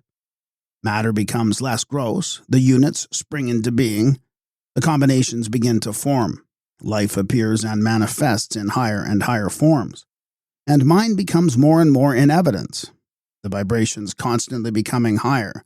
In short, the entire process of evolution, in all of its phases, begins and proceeds according to the established laws of the indrawing process. All of this occupies aeons upon aeons of man's time, each aeon containing countless millions of years. But yet, the illumined inform us that the entire creation, including involution and evolution, of an universe, is but as the twinkle of the eye to the all. At the end of countless cycles of aeons of time, the all withdraws its attention, its contemplation and meditation, of the universe, for the great work is finished, and all is withdrawn into the all from which it emerged. But mystery of mysteries, the spirit of each soul is not annihilated, but is infinitely expanded. The created and the creator are merged. Such is the report of the illumined. The above illustration of the meditation and subsequent awakening from meditation of the all is of course but an attempt of the teachers to describe the infinite process by a finite example. And yet, as above so below, the difference is merely in degree. And just as the all arouses itself from the meditation upon the universe, so does man, in time, cease from manifesting upon the material plane and withdraws himself more and more into the indwelling spirit, which is indeed the divine ego. There is one more matter which we desire to speak in this lesson, and that comes very near to an invasion of the metaphysical field of speculation, although our purpose is merely to show the futility of such speculation. We allude to the question which inevitably comes to the mind of all thinkers who have ventured to seek the truth. The question is, why does the all create universes? The question may be asked in different forms, but the above is the gist of the inquiry. Men have striven hard to answer this question, but still there is no answer worthy of the name. Some have imagined that the all had something to gain by it, but this is absurd. For what could the all gain that it did not already possess? Others have sought the answer in the idea that the all wished something to love, and others that it created for pleasure or amusement, or because it was lonely, or to manifest its power. All puerile explanations and ideas belonging to the childish period of thought. Others have sought to explain the mystery by assuming that the all found itself compelled to create by reason of its own internal nature, its creative instinct. This idea is in advance of the others, but its weak point lies in the idea of the all being compelled by anything internal or external. If its internal nature or creative instinct compelled it to do anything, then the internal nature or creative instinct would be the absolute instead of the all, and so accordingly that part of the proposition fails. And yet, the all does create and manifest, and seems to find some kind of satisfaction in so doing. And it is difficult to escape the conclusion that in some infinite degree it must have what would correspond to an inner nature or creative instinct in man, with correspondingly infinite desire and will. It could not act unless it willed to act, and it would not will to act unless it desired to act, and it would not desire to act unless it obtained some satisfaction thereby. And all of these things would belong to an inner nature and might be postulated as existing according to the law of correspondence. But still, we prefer to think of the all as acting entirely free from any influence, internal as well as external. That is the problem which lies at the root of difficulty, and the difficulty that lies at the root of the problem. Strictly speaking, there cannot be said to be any reason whatsoever for the all to act. For reason implies a cause, and the all is above cause and effect, except when it wills to become a cause, at which time the principle is set into motion. So, you see, the matter is unthinkable, just as the all is unknowable. Just as we say the all merely is, so we are compelled to say that the all acts because it acts. At the last, the all is all reason in itself, all law in itself, all action in itself. And it may be said truthfully that the all is its own reason, its own law, its own act, or still further, that the all, its reason, its act, is law, are one, all being names for the same thing. In the opinion of those who are giving you these present lessons, the answer is locked up in inner self of the all, along with its secret of being.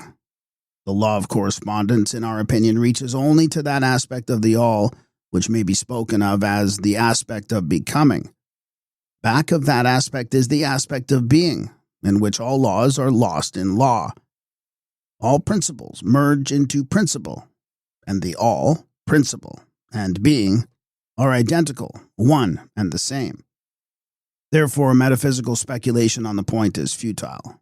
We go into the matter here merely to show that we recognize the question, and also the absurdity of the ordinary answers of metaphysics and theology. In conclusion, it may be of interest to our students to learn that while some of the ancient and modern Hermetic teachers have rather inclined in the direction of applying the principle of correspondence to the question, with the result of the inner nature conclusion, still the legends have it that Hermes, the Great, when asked this question by his advanced students, answered them by pressing his lips tightly together and saying not a word, indicating that there was no answer. But then he may have intended to apply the axiom of his philosophy that the lips of wisdom are closed except to the ears of understanding, believing that even his advanced students did not possess the understanding which entitled them to the teaching. At any rate, if Hermes possessed the secret, he failed to impart it, and so far as the world is concerned, the lips of Hermes are closed regarding it. And where the great Hermes hesitated to speak, what mortal may dare to teach? But remember that whatever be the answer to this problem, if indeed there be an answer, the truth remains that, while all is in the all, it is equally true that the all is in all. The teaching on this point is emphatic, and we may add to the concluding words of the quotation, "To him who truly understands this truth hath come great knowledge."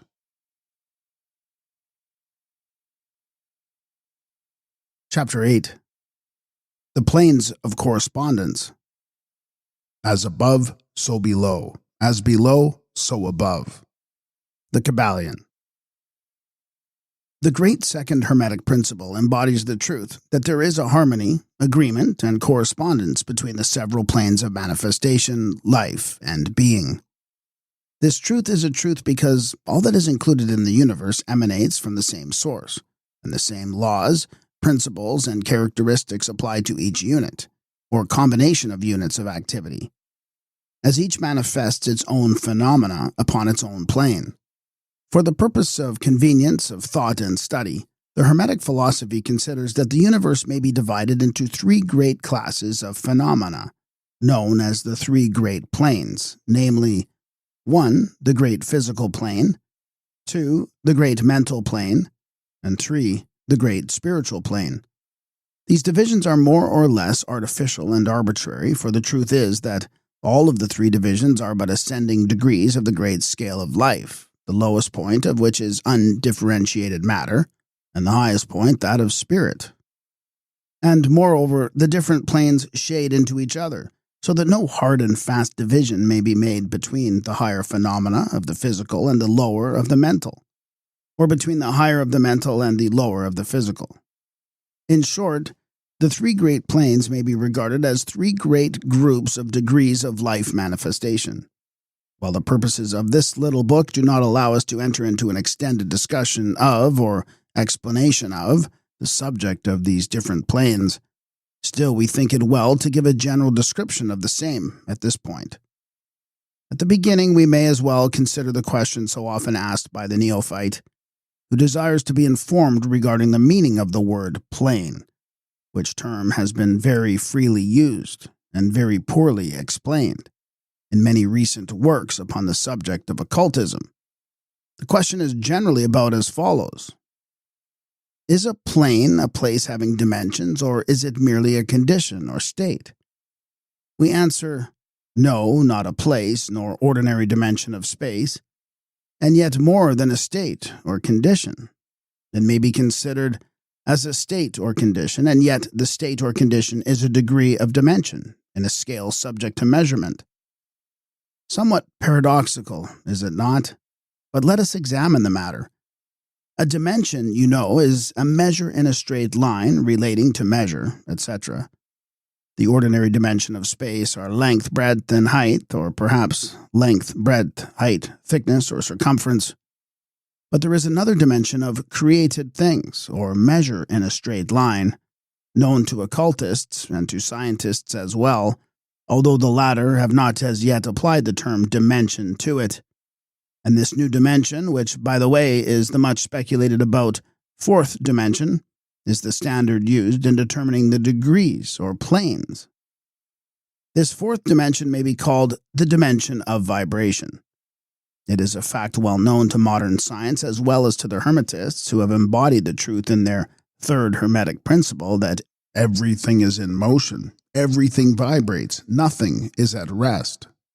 From the highest manifestation to the lowest, everything and all things vibrate. Not only do they vibrate at different rates of motion, but as in different directions and in a different manner. The degrees of the rate of vibrations constitute the degrees of measurement on the scale of vibrations. In other words, the degrees of the fourth dimension. And these degrees form what occultists call planes. The higher the degree of rate of vibration, the higher the plane, and the higher the manifestation of life occupying that plane. So that while a plane is not a place, nor yet a state or condition, yet it possesses qualities common to both. We shall have more to say regarding the subject of the scale of vibrations in our next lessons, in which we shall consider the Hermetic principle of vibration. You will kindly remember, however, that the three great planes are not actual divisions of the phenomena of the universe, but merely arbitrary terms used by the Hermetists in order to aid in the thought and study of the various degrees and forms of universal activity and life. The atom of matter, the unit of force, the mind of man, and the being of the archangel are all but degrees in one scale, and all fundamentally the same, the difference between solely a matter of degree and rate of vibration. All are creations of the All, and have their existence solely within the infinite mind of the All. The Hermetists subdivide each of the three great planes into 7 minor planes, and each of these latter are also subdivided into 7 subplanes, all divisions being more or less arbitrary, shading into each other, and adopted merely for convenience of scientific study and thought. The great physical plane and its 7 minor planes is that division of the phenomena of the universe which includes all that relates to physics or material things, forces, and manifestations. It includes all forms of that which we call matter, and all forms of that which we call energy or force. But you must remember that the Hermetic philosophy does not recognize matter as a thing in itself, or as having a separate existence even in the mind of the All. The teachings are that matter is but a form of energy, that is, energy at a low rate of vibrations of a certain kind. And accordingly, the Hermetists classify matter under the head of energy, and give to it 3 of the 7 minor planes of the great physical plane. These 7 minor physical planes are as follows. 1. The plane of matter, A. 2. The plane of matter, B. 3. The plane of matter, C. 4. The plane of ethereal substance. 5. The plane of energy, A. 6. The plane of energy, B.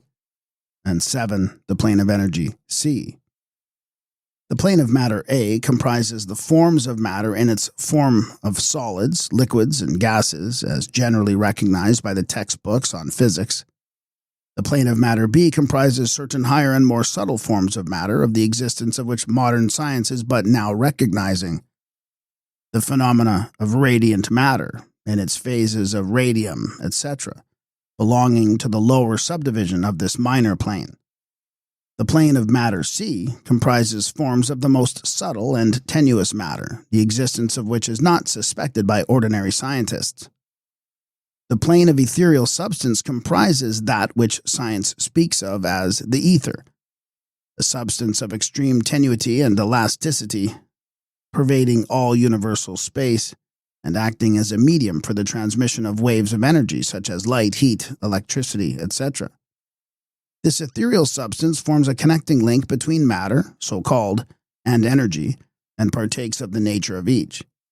The Hermetic teachings, however, instruct that this plane has 7 subdivisions, as have all of the minor planes, and that in fact there are 7 others instead of but 1. Next above the plane of ethereal substance comes the plane of energy, A, which comprises the ordinary forms of energy known to science, its 7 subplanes being, respectively, heat, light, magnetism, electricity, and attraction, including gravitation, cohesion, chemical affinity, etc., and several other forms of energy indicated by scientific experiments but not as yet named or classified.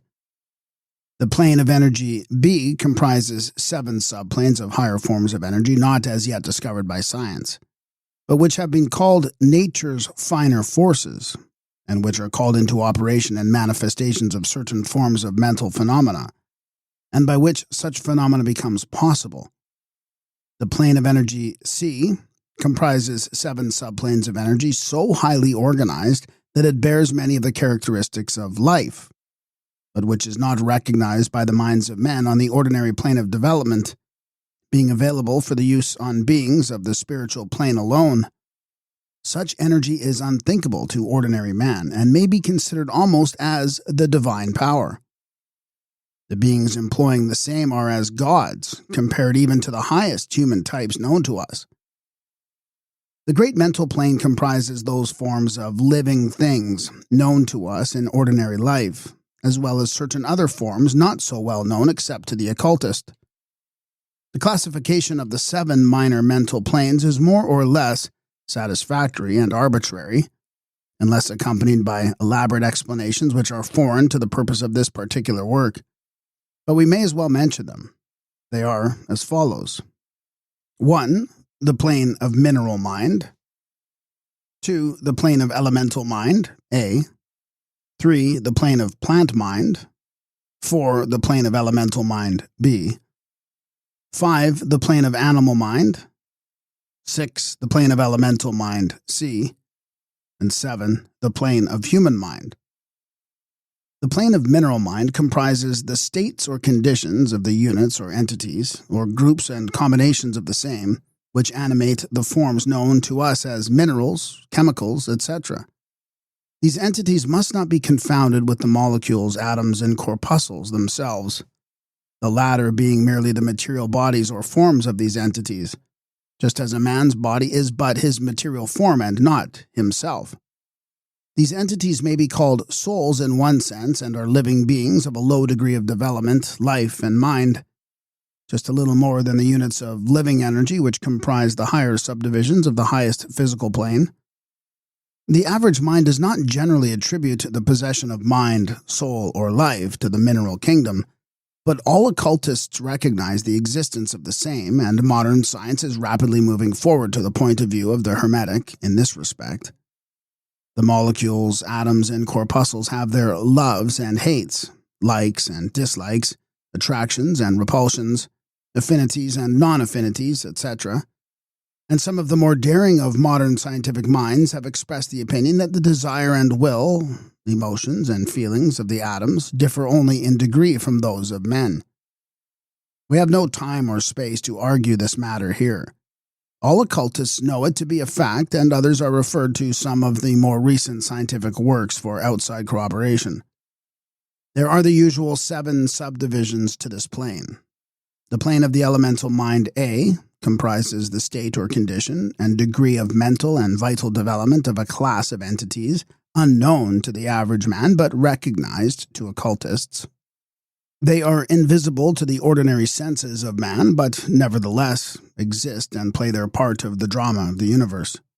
Their degree of intelligence is between that of the mineral and chemical entities on the one hand, and of the entities of the plant kingdom on the other. There are 7 subdivisions to this plane also. The plane of plant mind, in its 7 subdivisions, comprises the states or conditions of the entities comprising the kingdoms of the plant world, the vital and mental phenomena of which is fairly well understood by the average intelligent person. Many new and interesting scientific works regarding mind and life in plants having been published during the last decade. Plants have life, mind, and souls, as well as have the animals, man and superman. The plane of elemental mind B, in its 7 subdivisions, comprises the states and conditions of a higher form of elemental or unseen entities, playing their part in the general work of the universe, the mind and life of which form a part of the scale between the plane of plant mind and the plane of animal mind, the entities partaking of the nature of both. The plane of the animal mind in its 7 subdivision comprises the states and conditions of the entities, beings, or souls animating the animal forms of life, familiar to us all. It is not necessary to go into details regarding this kingdom or plane of life, for the animal world is as familiar to us as is our own. The plane of elemental mind, C, in its 7 subdivisions, comprises those entities or beings, invisible as are all such elemental forms, which partake of the nature of both animal and human life in a degree and in certain combinations. The highest forms are semi-human in intelligence. The plane of human mind, in its 7 subdivisions, comprises those manifestations of life and mentality which are common to man in his various grades, degrees, and divisions. In this connection, we wish to point out the fact that the average man of today occupies but the 4th subdivision of the plane of human mind, and only the most intelligent have crossed the borders of the 5th subdivision. It has taken the race millions of years to reach this stage, and it will take many more years for the race to move on to the 6th and 7th subdivisions and beyond. But remember that there have been races before us which have passed through these degrees and then on to higher planes. Our own race is the 5th, with stragglers from the 4th, which has set foot upon the path. And then there were a few advanced souls of our own race who have outstripped the masses and who have passed on to the 6th and 7th subdivision, and some few beings still further on. The man of the 6th subdivision will be the Superman. He of the 7th will be the Overman. In our consideration of the 7 minor mental planes, we have merely referred to the 3 elemental planes in a general way. We do not wish to go into this subject in detail in this work, for it does not belong to this part of the general philosophy and teachings. But we may say this much.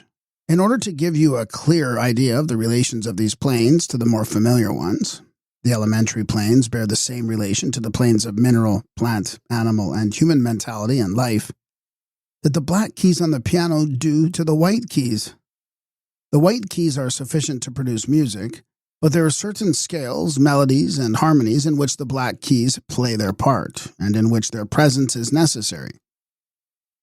They are also necessary as connecting links of soul condition, entity states, etc., between the several other planes, certain forms of development being attained therein. This last fact giving to the reader who can read between the lines a new light upon the processes of evolution, and a new key to the secret door of the leaps of life between kingdom and kingdom. The great kingdoms of elementals are fully recognized by all occultists, and the esoteric writings are full of mention of them. The readers of Bulwer's Zanoni and similar tales will recognize the entities inhabiting these planes of life. Passing on from the great mental plane to the great spiritual plane, what shall we say? How can we explain these higher states of being, life, and mind to minds as yet unable to grasp and understand the higher subdivisions of the plane of human mind? The task is impossible. We can speak only in the most general terms. How may light be described to a man born blind? How sugar to a man who has never tasted anything sweet? How harmony to one born deaf? All that we can say is that the 7 minor planes of the great spiritual plane, each minor plane having its 7 subdivisions, comprise beings possessing life, mind, and form as far above that of man of today, as the latter is above the earthworm, mineral, or even certain forms of energy or matter. The life of these beings so far transcends ours that we cannot even think of the details of the same. Their minds so far transcend ours that to them we scarcely seem to think, and our mental processes seem almost akin to material processes. The matter of which their forms are composed is of the highest planes of matter. Nay, some are even said to be clothed in pure energy.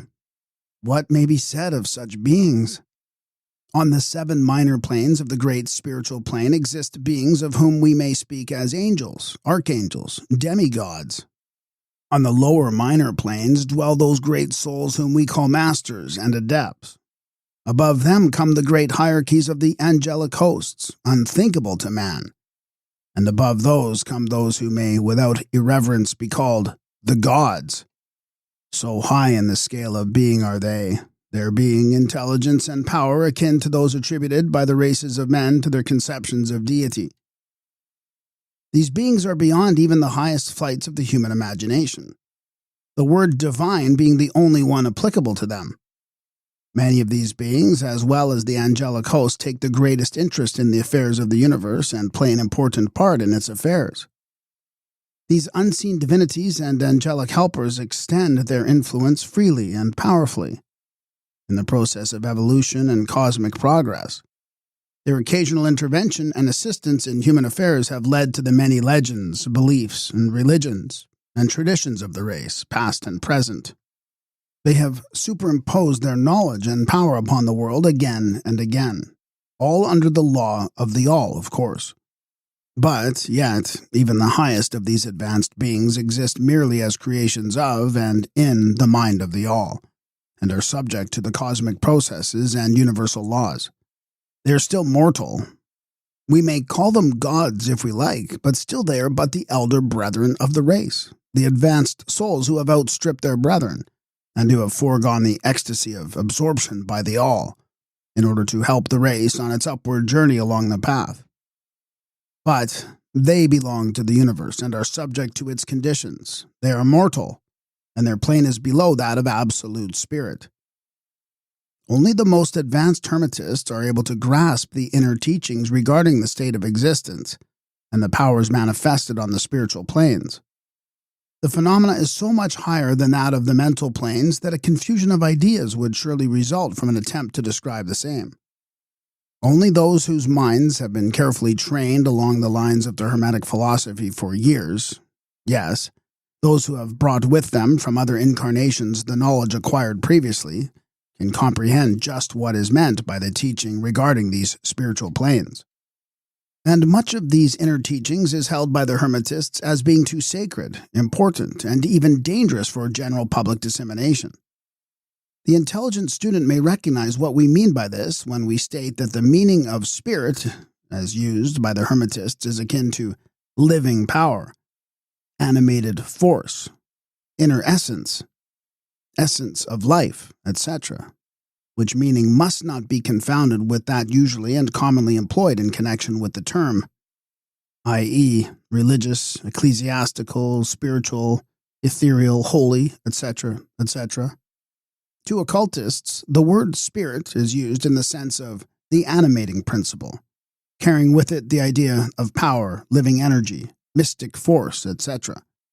And occultists know that that which is known to them as spiritual power may be employed for evil as well as good ends, in accordance with the principle of polarity, a fact which has been recognized by the majority of religions in their conceptions of Satan, Beelzebub, the devil, Lucifer, fallen angels, etc. And so the knowledge regarding these planes has been kept in the Holy of Holies in all esoteric fraternities and occult orders, in the secret chamber of the temple. But this may be said here that those who have attained high spiritual powers and have misused them have a terrible fate in store for them, and the swing of the pendulum of rhythm will inevitably swing them back to the furthest extreme of material existence, from which point they must retrace their steps spiritward along the weary rounds of the path, but always with the added torture of having always with them a lingering memory of the heights from which they fell owing to their evil actions. The legends of the fallen angels have a basis in actual facts, as all advanced occultists know. The striving for selfish power on the spiritual planes inevitably results in the selfish soul losing its spiritual balance and falling back as far as it had previously risen. But to even such a soul, the opportunity of a return is given, and such souls make the return journey, paying the terrible penalty according to the invariable law. In conclusion, we would again remind you that according to the principle of correspondence, which embodies the truth, as above, so below, as below, so above, all of the 7 Hermetic principles are in full operation on all of the many planes, physical, mental, and spiritual. The principle of mental substance, of course, applies to all the planes, for all are held in the mind of the all. The principle of correspondence manifests in all, for there is a correspondence, harmony, and agreement between the several planes. The principle of vibration manifests on all planes. In fact, the very differences that go to make the planes arises from vibration, as we have explained. The principle of polarity manifests on each plane, the extremes of the poles being apparently opposite and contradictory. The principle of rhythm manifests on each plane, the movement of the phenomena having its ebb and flow, rise and flow, incoming and outgoing. The principle of cause and effect manifests on each plane, every effect having its cause and every cause having its effect. The principle of gender manifests on each plane, the creative energy being always manifest and operating along the lines of its masculine and feminine aspects. As above, so below. As below, so above. This centuries-old Hermetic axiom embodies one of the great principles of universal phenomena. As we proceed with our consideration of the remaining principles, we will see even more clearly the truth of the universal nature of this great principle of correspondence. Chapter 9. Vibration. Nothing rests. Everything moves. Everything vibrates. The Kybalion. The great third Hermetic principle, the principle of vibration, embodies the truth that motion is manifest in everything in the universe, that nothing is at rest, that everything moves, vibrates, and circles. This Hermetic principle was recognized by some of the early Greek philosophers who embodied it in their systems. But then, for centuries, it was lost sight of by the thinkers outside of the Hermetic ranks. But in the 19th century, physical science rediscovered the truth, and the 20th century scientific discoveries have added additional proof of the correctness and truth of this centuries-old Hermetic doctrine. The Hermetic teachings are that not only is everything in constant movement and vibration, but that the differences between the various manifestations of the universal power are due entirely to the varying rate and mode of vibrations. Not only this, but that even the all in itself manifests a constant vibration of such an infinite degree of intensity and rapid motion that it may be practically considered as at rest. The teachers directing the attention of the students to the fact that even on the physical plane, a rapidly moving object, such as a revolving wheel, seems to be at rest.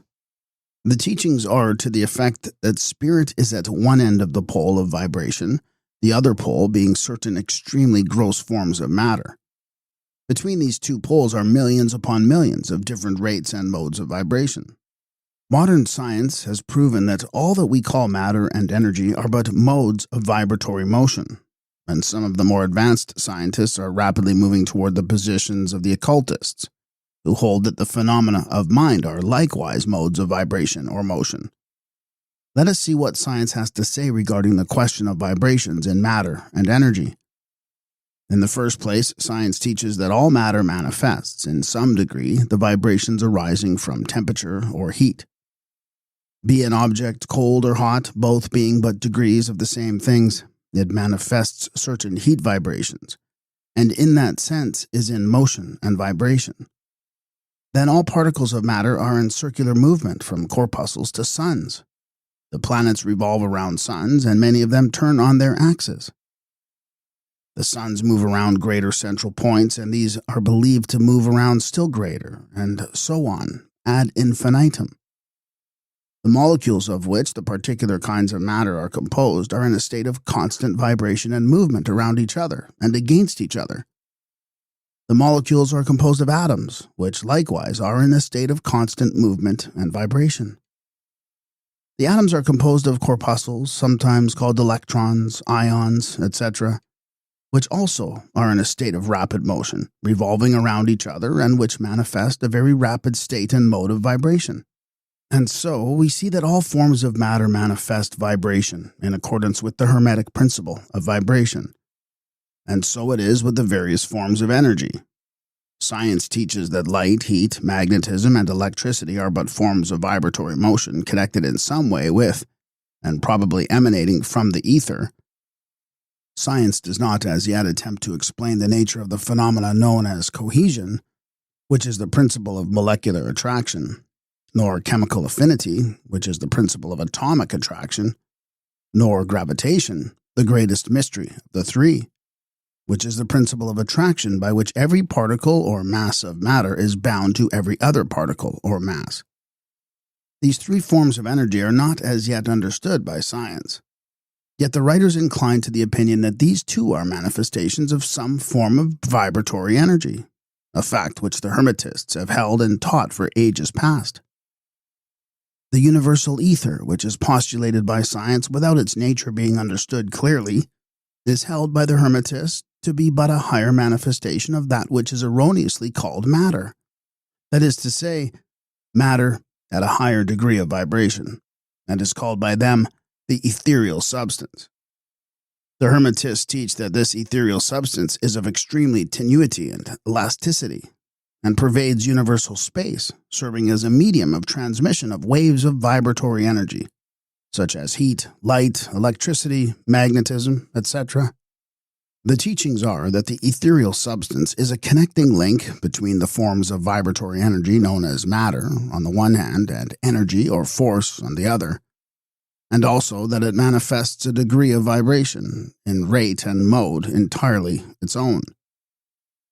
Scientists have offered the illustration of a rapidly moving wheel, top, or cylinder to show the effects of increasing rates of vibration. The illustration supposes a wheel, top, or revolving cylinder running at a low rate of speed. We will call this revolving thing the object in following out the illustration. Let us suppose the object moving slowly. It may be seen readily, but no sound of its movement reaches the ear. The speed is gradually increased. In a few moments, its movement becomes so rapid that a deep growl or low note may be heard. Then, as the rate is increased, the note rises one in the musical scale. Then, the motion being still further increased, the next highest note is distinguished. Then, one after another, all the notes of the musical scale appear, rising higher and higher as the motion is increased. Finally, when the motions have reached a certain rate, the final note perceptible to the human ears is reached, and the shrill, piercing shriek dies away, and silence follows. No sound is heard from the revolving object, the rate of motion being so high that the human ear cannot register the vibrations.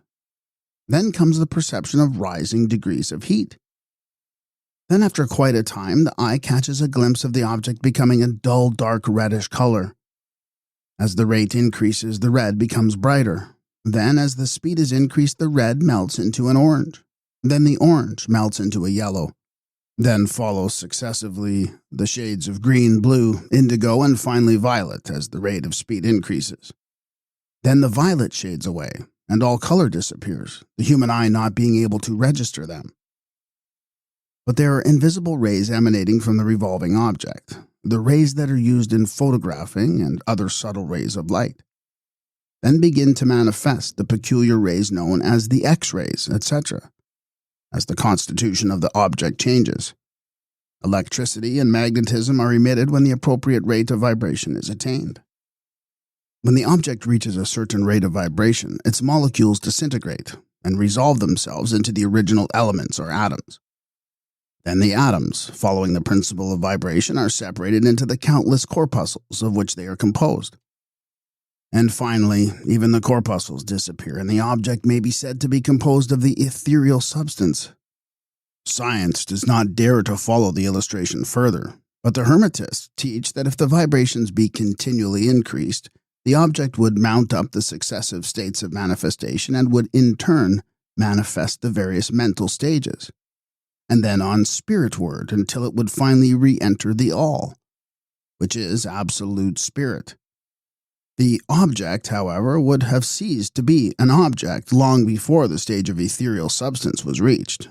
But otherwise, the illustration is correct inasmuch as it shows the effect of constantly increased rates and modes of vibration. It must be remembered in the above illustration that at the stages of which the object throws off vibrations of light, heat, etc., it is not actually resolved into those forms of energy, which are much higher in the scale, but simply that it reaches a degree of vibration in which those forms of energy are liberated, in a degree, from the confining influences of its molecules, atoms, and corpuscles, as the case may be. These forms of energy, although much higher in the scale than matter, are imprisoned and confined in the material combinations, by reason of the energies manifesting through and using material forms, but thus becoming entangled and confined in their creations of material forms, which to an extent is true of all creations, the creating force becoming involved in its creation. But the Hermetic teachings go much further than do those of modern science. They teach that all manifestation of thought, emotion, reason, will, or desire, or any mental state or condition, are accompanied by vibrations, a portion of which are thrown off and which tend to affect the minds of other persons by induction.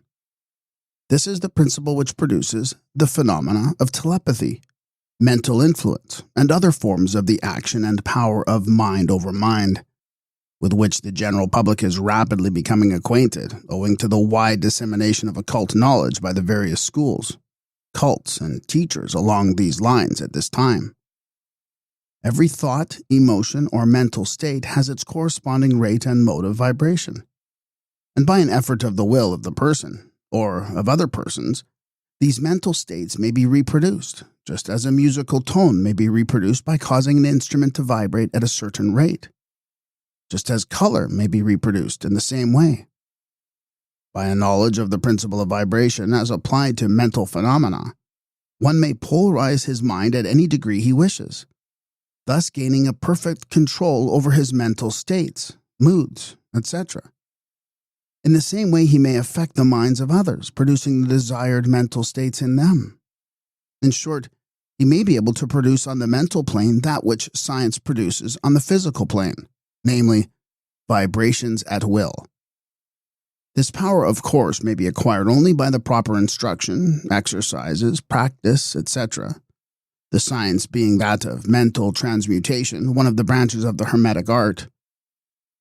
A little reflection on what we have said will show the student that the principle of vibration underlies the wonderful phenomena of the power manifested by the masters and adepts, who are able to apparently set aside the laws of nature, but who, in reality, are simply using one law against another, one principle against others, and who accomplish their results by changing the vibrations of material objects or forms of energy, and thus perform what are commonly called miracles. As one of the old Hermetic writers has truly said, "He who understands the principle of vibration has grasped the scepter of power."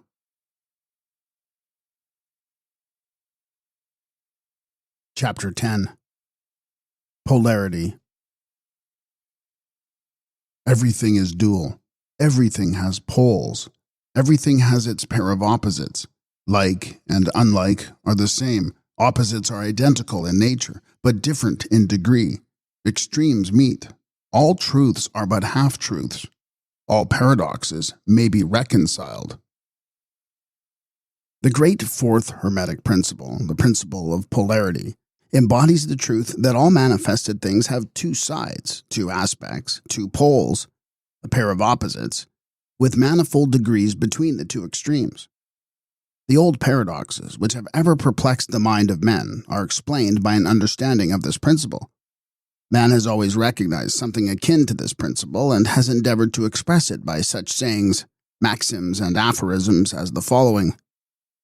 Everything is and isn't at the same time. All truths are but half-truths. Every truth is half false. There are two sides to everything. There is a reverse side to every shield, etc., etc.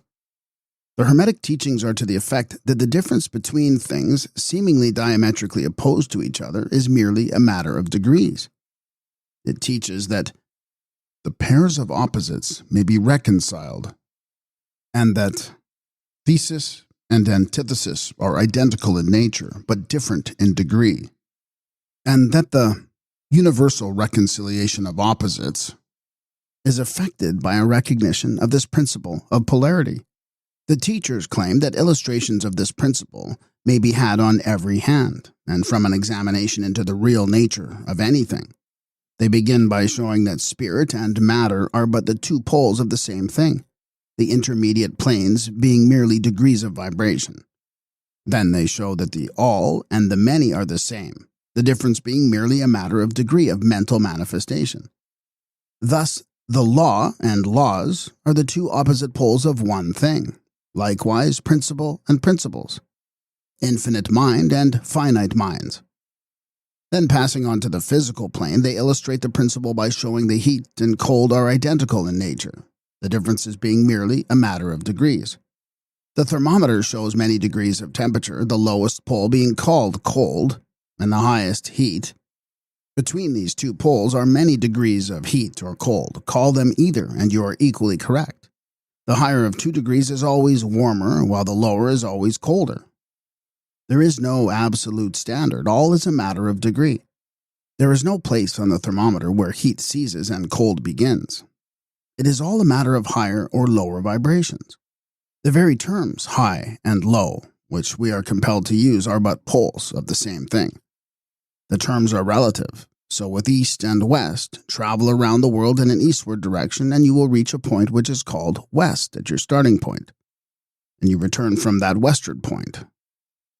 Travel far enough north and you will find yourself traveling south or vice versa. Light and darkness are poles of the same thing, with many degrees between them. The musical scale is the same.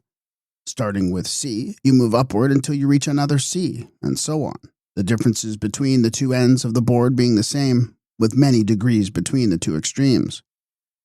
The scale of color is the same, higher and lower vibrations being the only difference between high violet and low red. Large and small are relative, so are noise and quiet. Hard and soft follow the rule, likewise sharp and dull. Positive and negative are 2 poles of the same thing, with countless degrees between them. Good and bad are not absolute. We call one end of the scale good and the other bad, or one end good and the other evil, according to the use of the terms. A thing is less good than the thing higher in the scale, but that less good thing in turn is more good than the thing next below it, and so on, the more or less being regulated by the position on the scale. And so it is on the mental plane. Love and hate are generally regarded as being things diametrically opposed to each other, entirely different, unreconcilable. But we apply the principle of polarity. We find that there is no such thing as absolute love or absolute hate, as distinguished from each other. The two are merely terms applied to the 2 poles of the same thing. Beginning at any point of the scale, we find more love or less hate as we ascend the scale, and more hate or less love as we descend. This being true no matter from what point, high or low, we may start. There are degrees of love and hate, and there is a middle point where like and dislike become so faint that it is difficult to distinguish between them. Courage and fear come under the same rule. The pairs of opposites exist everywhere. Where you find one thing, you find its opposite, the 2 poles. And it is this fact that enables the Hermetist to transmute one mental state into another, along the lines of polarization. Things belonging to different classes cannot be transmuted into each other, but things of the same class may be changed, that is, may have their polarity changed. Thus love never becomes east or west, or red or violet, but it may often, and does, turn into hate. And likewise, hate may be transformed into love by changing its polarity. Courage may be transmuted into fear, and the reverse. Hard things may be rendered soft, dull things become sharp. Hot things become cold, and so on, the transmutation always being between things of the same kind of different degrees. Take the case of a fearful man. By raising his mental vibrations along the line of fear-courage, he can be filled with the highest degree of courage and fearlessness. And likewise, the slothful man may change himself into an active, energetic individual, simply by polarizing along the lines of the desired quality. The student who is familiar with the processes by which the various schools of mental science, etc., produce changes in the mental states of those following their teachings may not readily understand the principle underlying many of these changes. When, however, the principle of polarity is once grasped, it is seen that the mental changes are occasioned by a change of polarity, a sliding along the same scale. The matter is more readily understood. The change is not in the nature of a transmutation of one thing into another thing entirely different, but is merely a change of degree in the same things, a vastly important difference. For instance, borrowing an analogy from the physical plane, it is impossible to change heat into sharpness, loudness, highness, etc. But heat may readily be transmuted into cold simply by lowering the vibrations. In the same way, hate and love are mutually transmutable, so are fear and courage. But fear cannot be transformed into love, nor can courage be transmuted into hate. These mental states belong to innumerable classes, each class of which has its opposite poles, along which transmutation is possible. The student will readily recognize that in the mental states, as well as in the phenomena of the physical plane, the two poles may be classified as positive and negative, respectively. Thus, love is positive to hate, courage to fear, activity to non-activity, etc., etc. And it will also be noticed that even to those unfamiliar with the principle of vibration, the positive pole seems to be of a higher degree than the negative, and readily dominates it. The tendency of nature is in the direction of the dominant activity of the positive pole. In addition to the changing of the poles of one's own mental states by the operation of the art of polarization, the phenomena of mental influence in its manifold phases shows us that the principle may be extended so as to embrace the phenomena of the influence of one mind over that of another, of which so much has been written and taught of late years. When it is understood that mental induction is possible, that it is that mental states may be produced by induction from others, then we can readily see how a certain rate of vibration or polarization of a certain mental state may be communicated to another person, and his polarity in that class of mental states thus changed. It is along this principle that the results of many of the mental treatments are obtained. For instance, a person is blue, melancholy, and full of fear. A mental scientist, bringing his own mind up to the desired vibration by his trained will, and thus obtaining the desired polarization in his own case, then produces a similar mental state in the other by induction, the result being that the vibrations are raised and the person polarizes toward the positive end of the scale instead of toward the negative. And his fear and other negative emotions are transmuted to courage and similar positive mental states. A little study will show you that these mental changes are nearly all along the line of polarization, the change being one of degree rather than of kind. A knowledge of the existence of this great Hermetic principle will enable the student to better understand his own mental states and those of other people.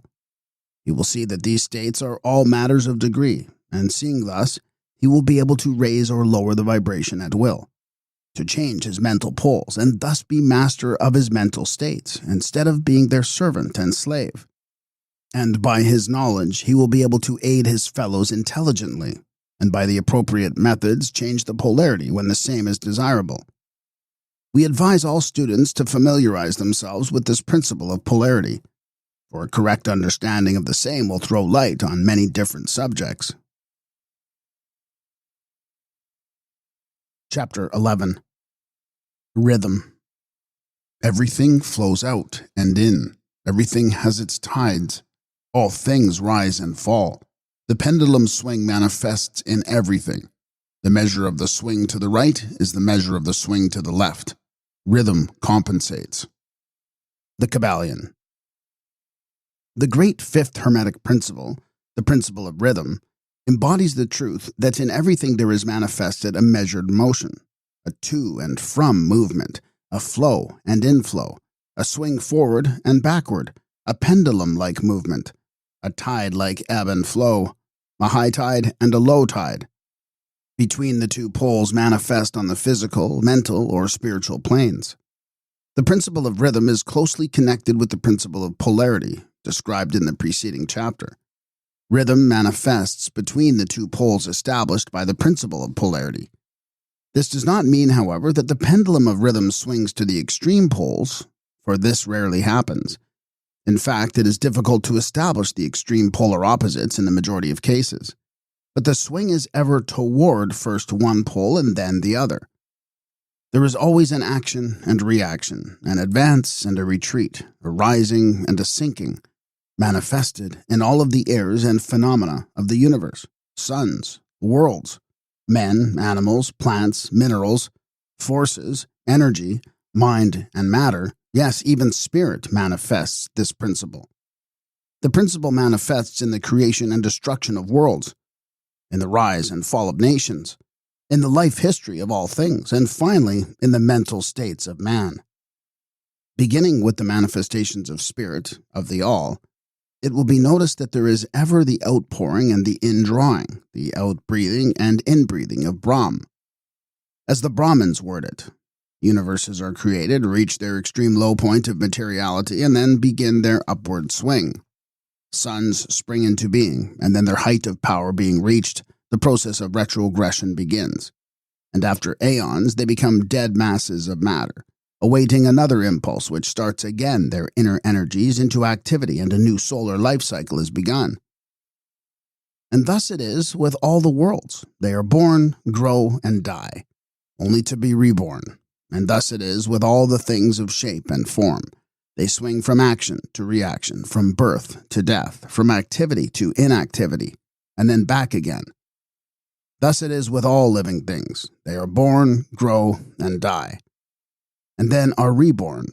So it is with all great movements, philosophies, creeds, fashions, governments, nations, and all else. Birth, growth, maturity, decadence, death, and then new birth. The swing of the pendulum is ever in evidence. Night follows day, and day night. The pendulum swings from summer to winter, and then back again. The corpuscles, atoms, molecules, and all masses of matter swing around the circle of their nature. There is no such thing as absolute rest or cessation from movement, and all movement partakes of rhythm. The principle is of universal application. It may be applied to any question or phenomena of any of the many planes of life. It may be applied to any question or phenomena of any of the many planes of life. It may be applied to all phases of human activity. There is always the rhythmic swing from one pole to the other. The universal pendulum is ever in motion. The tides of life flow in and out according to law. The principle of rhythm is well understood by modern science and is considered a universal law as applied to material things. But the Hermetists carry the principle much further and know that its manifestations and influence extend to the mental activities of man, and that it accounts for the bewildering succession of moods, feelings, and other annoying and perplexing changes that we notice in ourselves. But the Hermetists, by studying the operations of this principle, have learned to escape some of its activities by transmutation. The Hermetic masters long since discovered that while the principle of rhythm was invariable and ever in evidence in the mental phenomena, still there were two planes of its manifestation so far as mental phenomena are concerned. They discovered that there were two general planes of consciousness, the lower and the higher, the understanding of which fact enabled them to rise to the higher plane and thus escape the swing of the rhythmic pendulum which manifested on the lower plane. In other words, the swing of the pendulum occurred on the unconscious plane, and the consciousness was not affected. This they call the law of neutralization. Its operations consist in the raising of the ego above the vibrations of the unconscious plane of mental activity, so that the negative swing of the pendulum is not manifested in consciousness, and therefore they are not affected. It is akin to rising above a thing and letting it pass beneath you. The Hermetic master or advanced student polarizes himself at the desired pole, and by a process akin to refusing to participate in the backward swing, or, if you prefer, a denial in its influence over him, he stands firm in his polarized position and allows the mental pendulum to swing back along the unconscious plane. All individuals who have attained any degree of self-mastery accomplish this, more or less, unknowingly, and by refusing to allow their moods and negative mental states to affect them, they apply the law of neutralization. The master, however, carries this to a much higher degree of proficiency, and by the use of his will he attains a degree of poise and mental firmness almost impossible of belief on the part of those who allow themselves to be swung backward and forward by the mental pendulum of moods and feelings. The importance of this will be appreciated by any thinking person who realizes what creatures of moods, feelings, and emotion the majority of people are, and how little mastery of themselves they manifest. If you will stop and consider a moment, you will realize how much these swings of rhythm have affected you in your life, how a period of enthusiasm has been invariably followed by an opposite feeling and mood of depression. Likewise, your moods and periods of courage have been succeeded by equal moods of fear. And so it has ever been with the majority of persons. Tides of feeling have ever risen and fallen with them. but they have never suspected the cause or reason of the mental phenomena. An understanding of the workings of this principle will give one the key to the mastery of these rhythmic swings of feeling, and will enable him to know himself better and to avoid being carried away by these inflows and outflows. The will is superior to the conscious manifestation of this principle, although the principle itself can never be destroyed. We may escape its effects, but the principle operates nevertheless. The pendulum ever swings, although we may escape being carried along with it. There are other features of the operation of this principle of rhythm, of which we wish to speak at this point. There comes into its operations that which is known as the law of compensation. One of the definitions or meanings of the word compensation is to counterbalance, which is the sense in which the Hermetists use the term. It is this law of compensation to which the Kybalion refers when it says, "The measure of the swing to the right is the measure of the swing to the left. Rhythm compensates." The law of compensation is that the swing in one direction determines the swing in the opposite direction, or to the opposite pole. The one balances or counterbalances the other. On the physical plane, we see many examples of this law. The pendulum of the clock swings a certain distance to the right and then an equal distance to the left. The seasons balance each other in the same way. The tides follow the same law. And the same law is manifested in all the phenomena of rhythm. The pendulum, with a short swing in one direction, has but a short swing in the other, while the long swing to the right invariably means the long swing to the left. An object hurled upward to a certain height has an equal distance to traverse on its return. The force with which a projectile is sent upward a mile is reproduced when the projectile returns to the earth on its return journey. This law is constant on the physical plane, as reference to the standard authorities will show you. But the Hermetists carry it still further. They teach that a man's mental states are subject to the same law. The man who enjoys keenly is subject to keen suffering, while he who feels but little pain is capable of feeling but little joy. The pig suffers but little mentally and enjoys but little. He is compensated. And on the other hand, there are other animals who enjoy keenly, but whose nervous organism and temperament cause them to suffer exquisite degrees of pain. And so it is with man. There are temperaments which permit of but low degrees of enjoyment and equally low degrees of suffering, while there are others which permit the most intense enjoyment but also the most intense suffering. The rule is that the capacity for pain and pleasure in each individual are balanced. The law of compensation is in full operation here. But the Hermetists go still further in this matter. They teach that before one is able to enjoy a certain degree of pleasure, he must have swung as far, proportionately, toward the other pole of feeling. They hold, however, that the negative is precedent to the positive in this matter. That is to say that in experiencing a certain degree of pleasure, it does not follow that he will have to pay up for it with a corresponding degree of pain. On the contrary, the pleasure is the rhythmic swing, according to the law of compensation, for a degree of pain previously experienced, either in the present life or in a previous incarnation. This throws a new light on the problem of pain.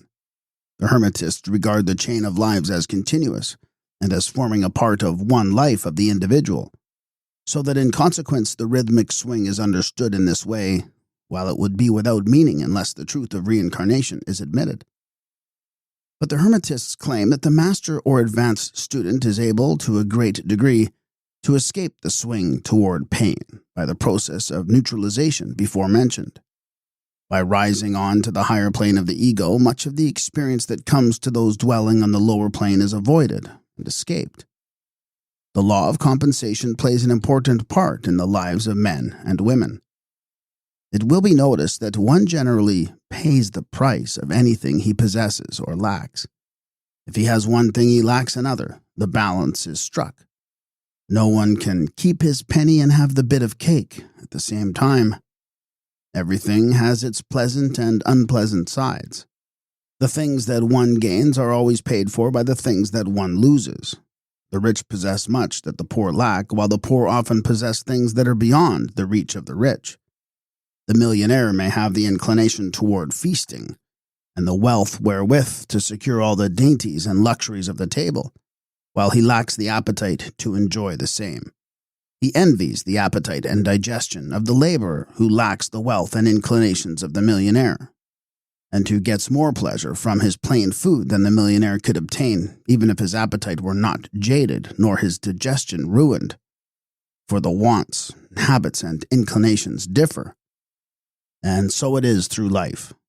The law of compensation is ever in operation, striving to balance and counterbalance, and always succeeding in time, even though several lives may be required for the return swing of the pendulum of rhythm. Chapter 12. Causation. Every cause has its effect. Every effect has its cause. Everything happens according to law. Chance is but a name for law not recognized. There are many planes of causation, but nothing escapes the law. The Kybalion. The great sixth Hermetic principle, the principle of cause and effect, embodies the truth that law pervades the universe, that nothing happens by chance. That chance is merely a term indicating cause existing but not recognized or perceived. That phenomena is continuous, without break or exception. The principle of cause and effect underlies all scientific thought, ancient and modern, and was enunciated by the Hermetic teachers in the earliest days. While many and varied disputes between many schools of thought have since arisen, these disputes have been principally upon the details of the operation of the principle, and still more often upon the meaning of certain words. The underlying principle of cause and effect has been accepted as correct by practically all of the thinkers of the world worthy of the name. To think otherwise would be to take the phenomena of the universe from the domain of law and order, and to relegate it to the control of the imaginary something which men have called chance. A little consideration will show anyone that there is in reality no such thing as pure chance. Webster defines the word chance as follows: a supposed agent or mode of activity other than a force, law, or purpose, the operation or activity of such agent, the supposed effect of such an agent, a happening, fortuity, causality, etc. But a little consideration will show you that there can be no such agent as chance in the sense of something outside of law, something outside of cause and effect. How could there be a something acting in the phenomenal universe independent of the laws, order, and continuity of the latter? Such a something would be entirely independent of the orderly trend of the universe, and therefore superior to it. We can imagine nothing outside of the all being outside of the law, and that only because the all is the law in itself. There's no room in the universe for something outside of and independent of law. The existence of such a something would render all natural laws ineffective and would plunge the universe into chaotic disorder and lawlessness. A careful examination will show that what we call chance is merely an expression relating to obscure causes, causes that we cannot perceive, causes that we cannot understand. The word chance is derived from a word meaning to fall, as the falling of dice, the idea being that the fall of the dice and many other happenings are merely a happening unrelated to any cause. And this is the sense in which the term is generally employed. But when the matter is closely examined, it is seen that there is no chance whatsoever about the fall of the dice. Each time a die falls and displays a certain number, it obeys a law as infallible as that which governs the revolution of the planets around the sun. Back of the fall of the die are causes or chains of causes running back further than the mind can follow. The position of the die in the box, the amount of muscular energy expended in the throw, the condition of the table, etc., etc. All are causes, the effect of which may be seen. But back of these seen causes, there are chains of unseen preceding causes, all of which had a bearing upon the number of the die which fell uppermost. If a die be cast a great number of times, it will be found that the numbers shown will be about equal. That is, there will be an equal number of 1 spot, 2 spot, etc., coming uppermost. Toss a penny in the air and it may come down either heads or tails. But make a sufficient number of tosses and the heads and tails will about even up. This is the operation of the law of average. But both the average and the single toss come under the law of cause and effect. And if we were able to examine into the preceding causes, it would be clearly seen that it was simply impossible for the die to fall other than it did, under the same circumstances and at the same time. Given the same causes, the same results will follow. There is always a cause and a because to every event. Nothing ever happens without a cause, or rather a chain of causes. Some confusion has arisen in the minds of persons considering this principle from the fact that they were unable to explain how one thing could cause another thing, that is, be the creator of the second thing. As a matter of fact, no thing ever causes or creates another thing. Cause and effect deals merely with events. An event is that which comes, arrives, or happens as a result or consequent of some preceding event. No event creates another event, but is merely a preceding link in the great orderly chain of events, flowing from the creative energy of the all. There is a continuity between all events precedent, consequent, and subsequent. There is a relation existing between everything that has gone before and everything that follows. A stone is dislodged from a mountainside and crashes through a roof of a cottage in the valley below. At first sight, we regard this as a chance effect, but when we examine the matter, we find a great chain of causes behind it. In the first place, there was the rain, which softened the earth supporting the stone and which allowed it to fall. Then back of that was the influence of the sun, other rains, etc., which gradually disintegrated the piece of rock from a larger piece. Then there were the causes which led to the formation of the mountain and its upheaval by convulsions of nature, and so on ad infinitum. Then we might follow up the causes behind the rain, etc. Then we might consider the existence of the roof. In short, we would soon find ourselves involved in a mesh of cause and effect, from which we would soon strive to extricate ourselves. Just as a man has 2 parents and 4 grandparents and 8 great-grandparents and 16 great-great-grandparents, and so on until when, say, 40 generations are calculated, the number of ancestors run into many millions. So it is with the number of causes behind even the most trifling event or phenomena, such as the passage of a tiny speck of soot before your eye. It is not an easy matter to trace the bit of soot back to the early period of the world's history when it formed a part of the massive tree trunk, which was afterward converted into coal and so on, until as the speck of soot it now passes before your vision on its way to other adventures.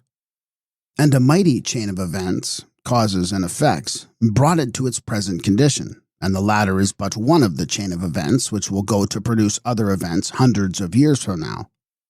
One of the series of events arising from the tiny bit of soot was the writing of these lines, which caused the typesetter to perform certain work, the proofreader to do likewise, and which will arouse certain thoughts in your mind and that of others, which will in turn affect others, and so on, and on, and on, beyond the ability of man to think further. And all from the passage of a tiny bit of soot, all of which shows the relativity and association of things, and the further fact that there is no great, there is no small, in the mind that causeth all. Stop to think a moment. If a certain man had not met a certain maid, away back in the dim period of the Stone Age, you who are now reading these lines would not now be here, and if perhaps the same couple had failed to meet, we who now write these lines would not now be here. And the very act of writing on our part and the act of reading on yours will affect not only the respective lives of yourselves and ourselves, but will also have a direct or indirect effect upon many other people now living and who will live in the ages to come. Every thought we think, every act we perform, has its direct and indirect results which fit into the great chain of cause and effect. We do not wish to enter into a consideration of free will or determinism in this work for various reasons. Among the many reasons is the principal one that neither side of the controversy is entirely right.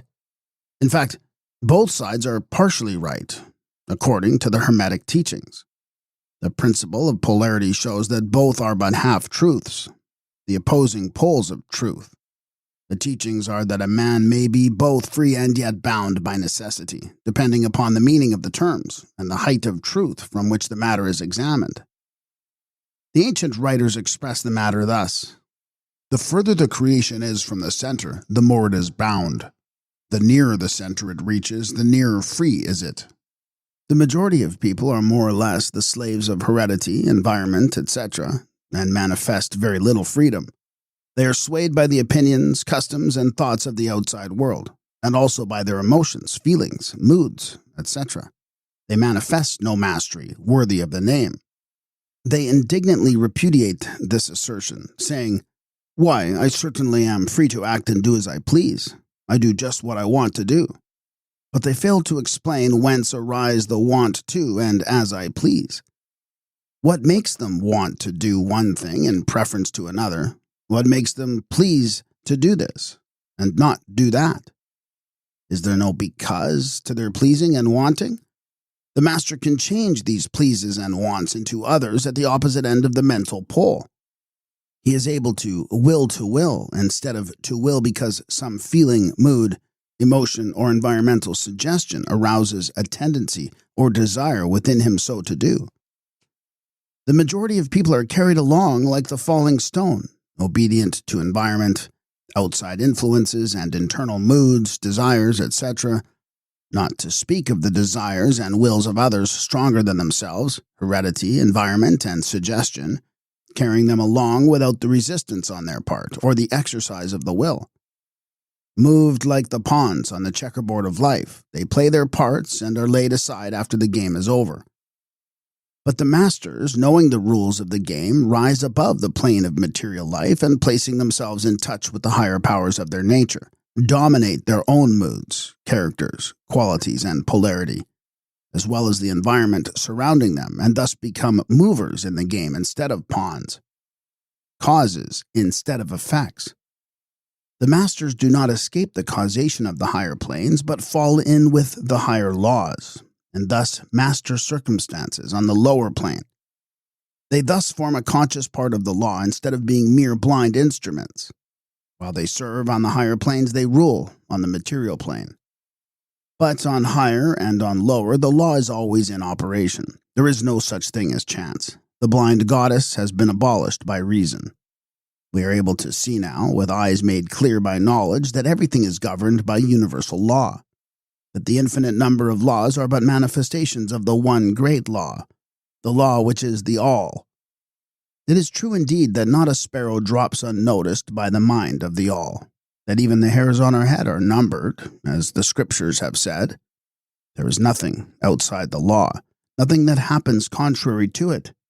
And yet, do not make the mistake of supposing that man is but a blind automaton. Far from that. The Hermetic teachings are that man may use law to overcome laws, and that the higher will always prevail against the lower, until at last he has reached the stage in which he seeks refuge in the law itself, and laughs the phenomenal laws to scorn. Are you able to grasp the inner meaning of this? Chapter 13. Gender. Gender is in everything. Everything has its masculine and feminine principles. Gender manifests on all planes. The seventh great Hermetic principle, the principle of gender, embodies the truth that there is gender manifested in everything, that the masculine and feminine principles are ever present and active in all phases of phenomena, on each and every plane of life. At this point, we think it well to call your attention to the fact that gender, in its Hermetic sense, and sex in the ordinary accepted use of the term, are not the same. The word gender is derived from the Latin root meaning to beget, to procreate, to generate, to create, to produce. A moment's consideration will show you that the word has a much broader and more general meaning than the term sex. The latter referring to the physical distinctions between male and female living things. Sex is merely a manifestation of gender on a certain plane of the great physical plane, the plane of organic life. We wish to impress the distinction upon your minds for the reason that certain writers, who have acquired a smattering of the Hermetic philosophy, have sought to identify this seventh Hermetic principle with wild and fanciful and often reprehensible theories and teachings regarding sex. The office of gender is solely that of creating, producing, generating, etc., and its manifestations are visible on every plane of phenomena. It is somewhat difficult to produce proofs of this along scientific lines for the reason that science has not as yet recognized this principle as of universal application. but still some proofs are forthcoming from scientific sources.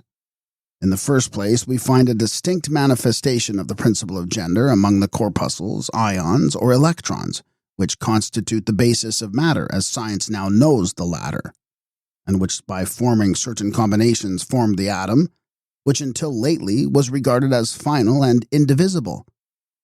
The latest word of science is that the atom is composed of a multitude of corpuscles, electrons or ions, the various names being applied by different authorities, revolving around each other and vibrating at a high degree and intensity.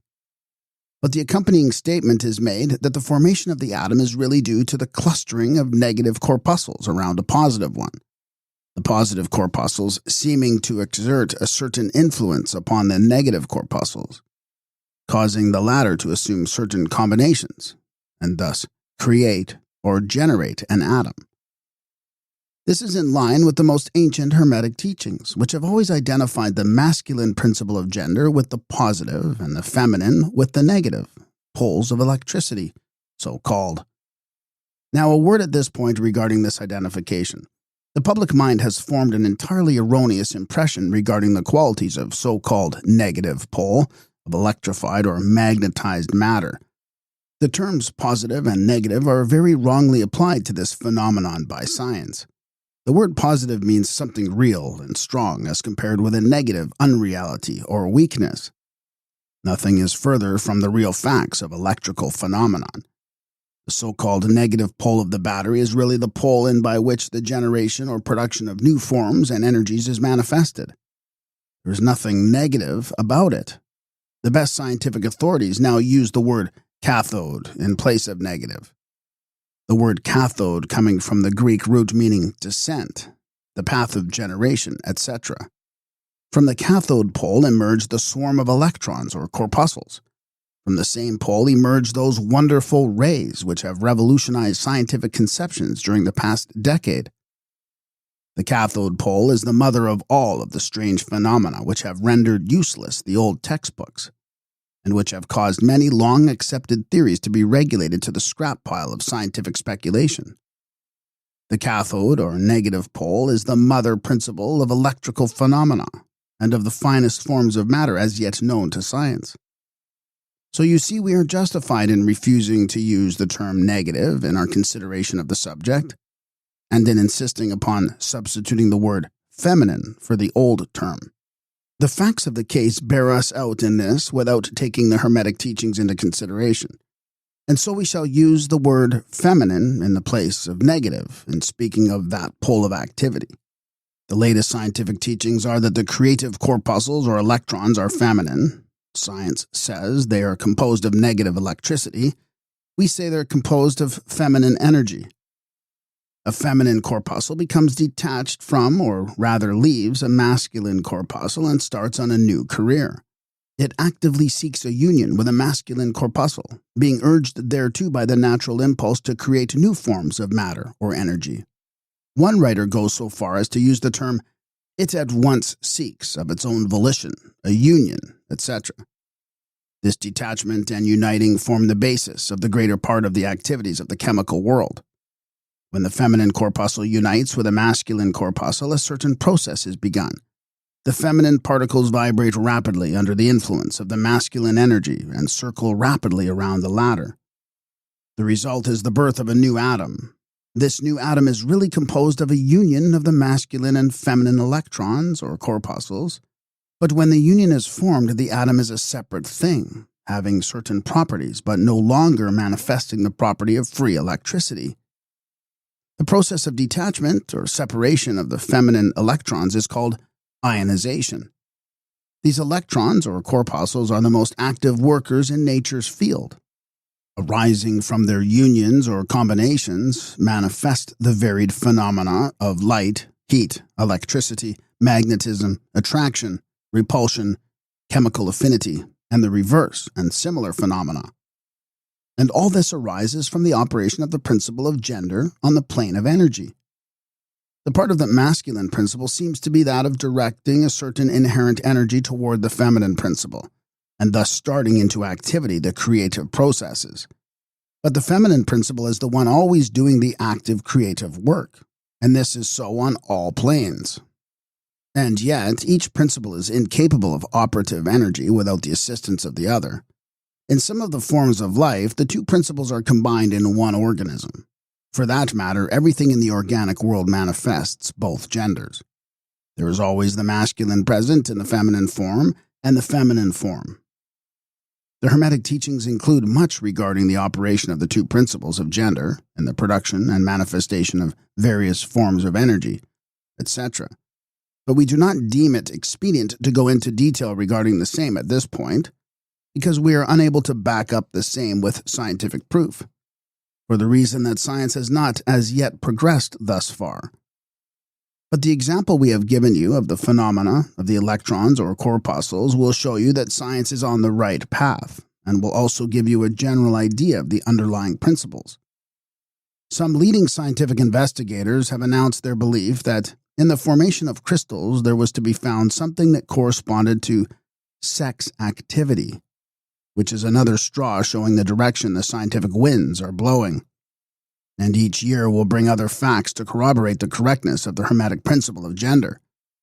It will be found that gender is in constant operation and manifestation in the field of inorganic matter and in the field of energy or force.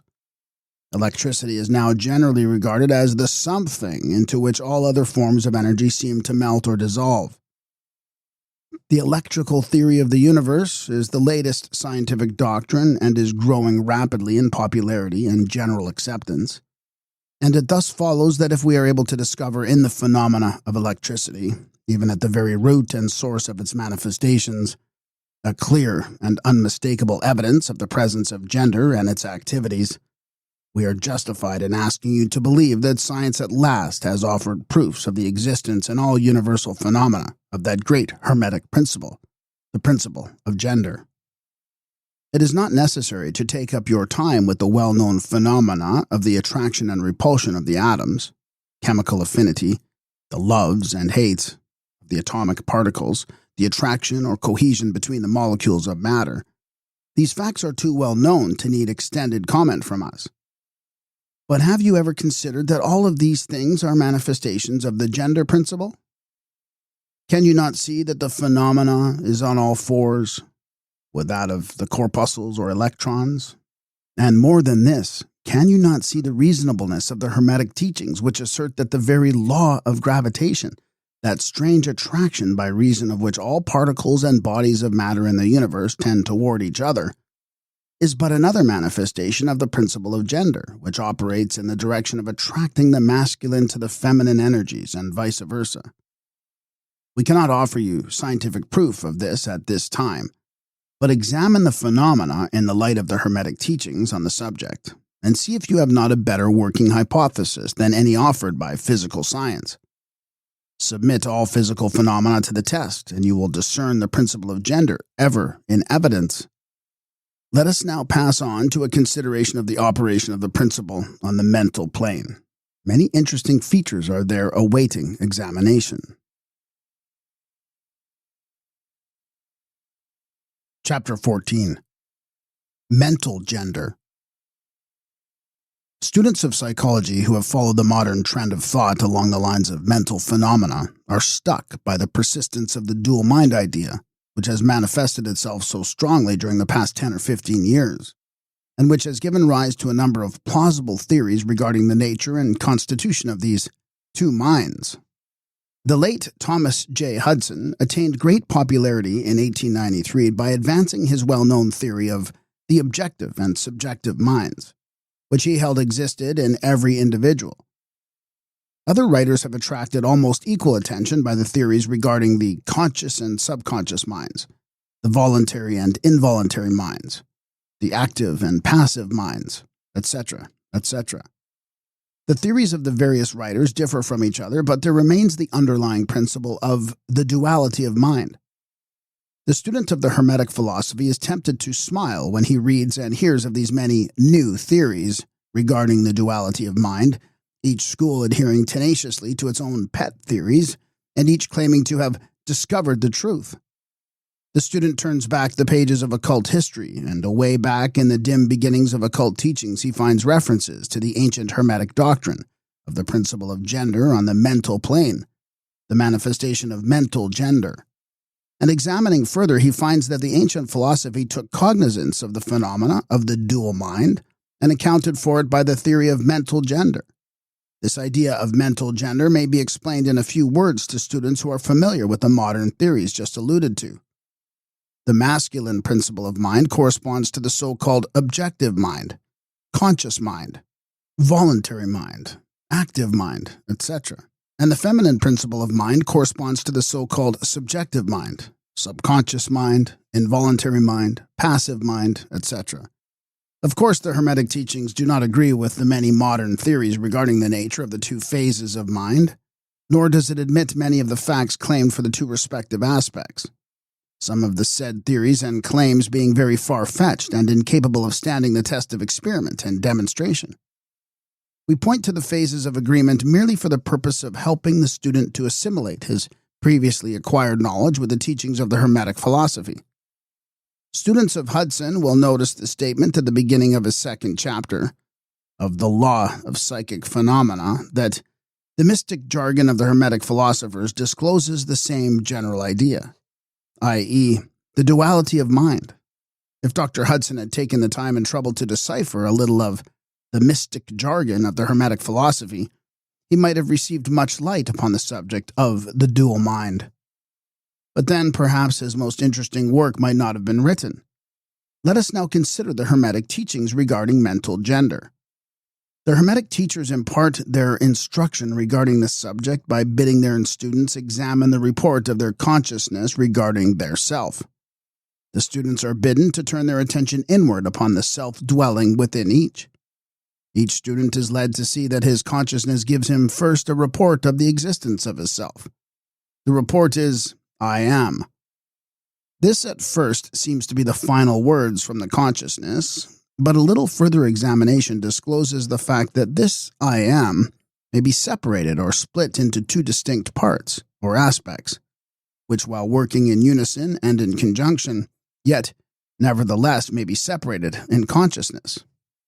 While at first there seems to be only an I existing, a more careful and closer examination reveals the fact that there exists an I and a me. These mental twins differ in their characteristics and nature, and an examination of their nature and the phenomena arising from the same will throw much light upon many of the problems of mental influence. Let us begin with a consideration of the me, which is usually mistaken for the I by the student, until he presses the inquiry a little further back into the recesses of consciousness. A man thinks of his self, in its aspect of me, as being composed of certain feelings, tastes, likes, dislikes, habits, peculiar ties, characteristics, etc., all of which go to make up his personality, or the self, known to himself and others. He knows that these emotions and feelings change, are born and die away, are subject to the principle of rhythm and the principle of polarity, which take him from one extreme of feeling to another.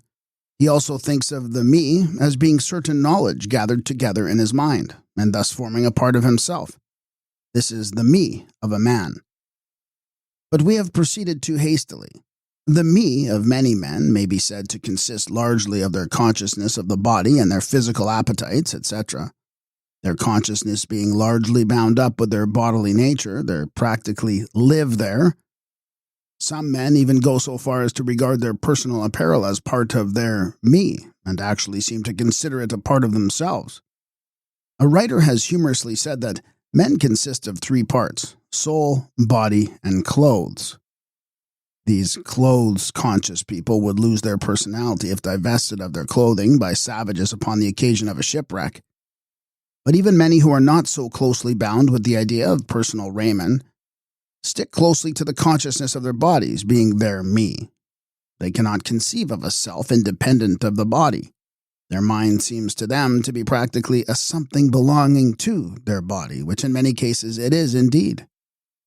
But as man rises in the scale of consciousness, he is able to disentangle his me from his idea of body, and is able to think of his body as belonging to the mental part of him. But even then, he is very apt to identify the me entirely with the mental states, feelings, etc., which he feels to exist within him. He is very apt to consider these internal states as identical with himself, instead of there being simply things produced by some part of his mentality and existing within him, of him, and in him, but still not himself. He sees that he may change these internal states of feelings by an effort of will, and that he may produce a feeling or state of an exactly opposite nature in the same way, and yet the same me exists. And so after a while he is able to set aside these various mental states, emotions, feelings, habits, qualities, characteristics, and other personal mental belongings. He is able to set them aside in the not me collection of curiosities and encumbrances, as well as valuable possessions. This requires much mental concentration and power of mental analysis on the part of the student. But still the task is possible for the advanced student, and even those not so far advanced are able to see, in the imagination, how the process may be performed. After this laying aside process has been performed, the student will find himself in conscious possession of a self, which may be considered in its I and me dual aspects.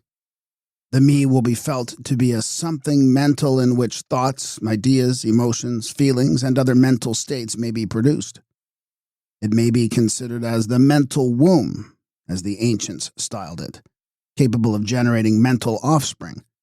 It reports to the consciousness as a me with latent powers of creation and generation of mental progeny of all sorts and kinds.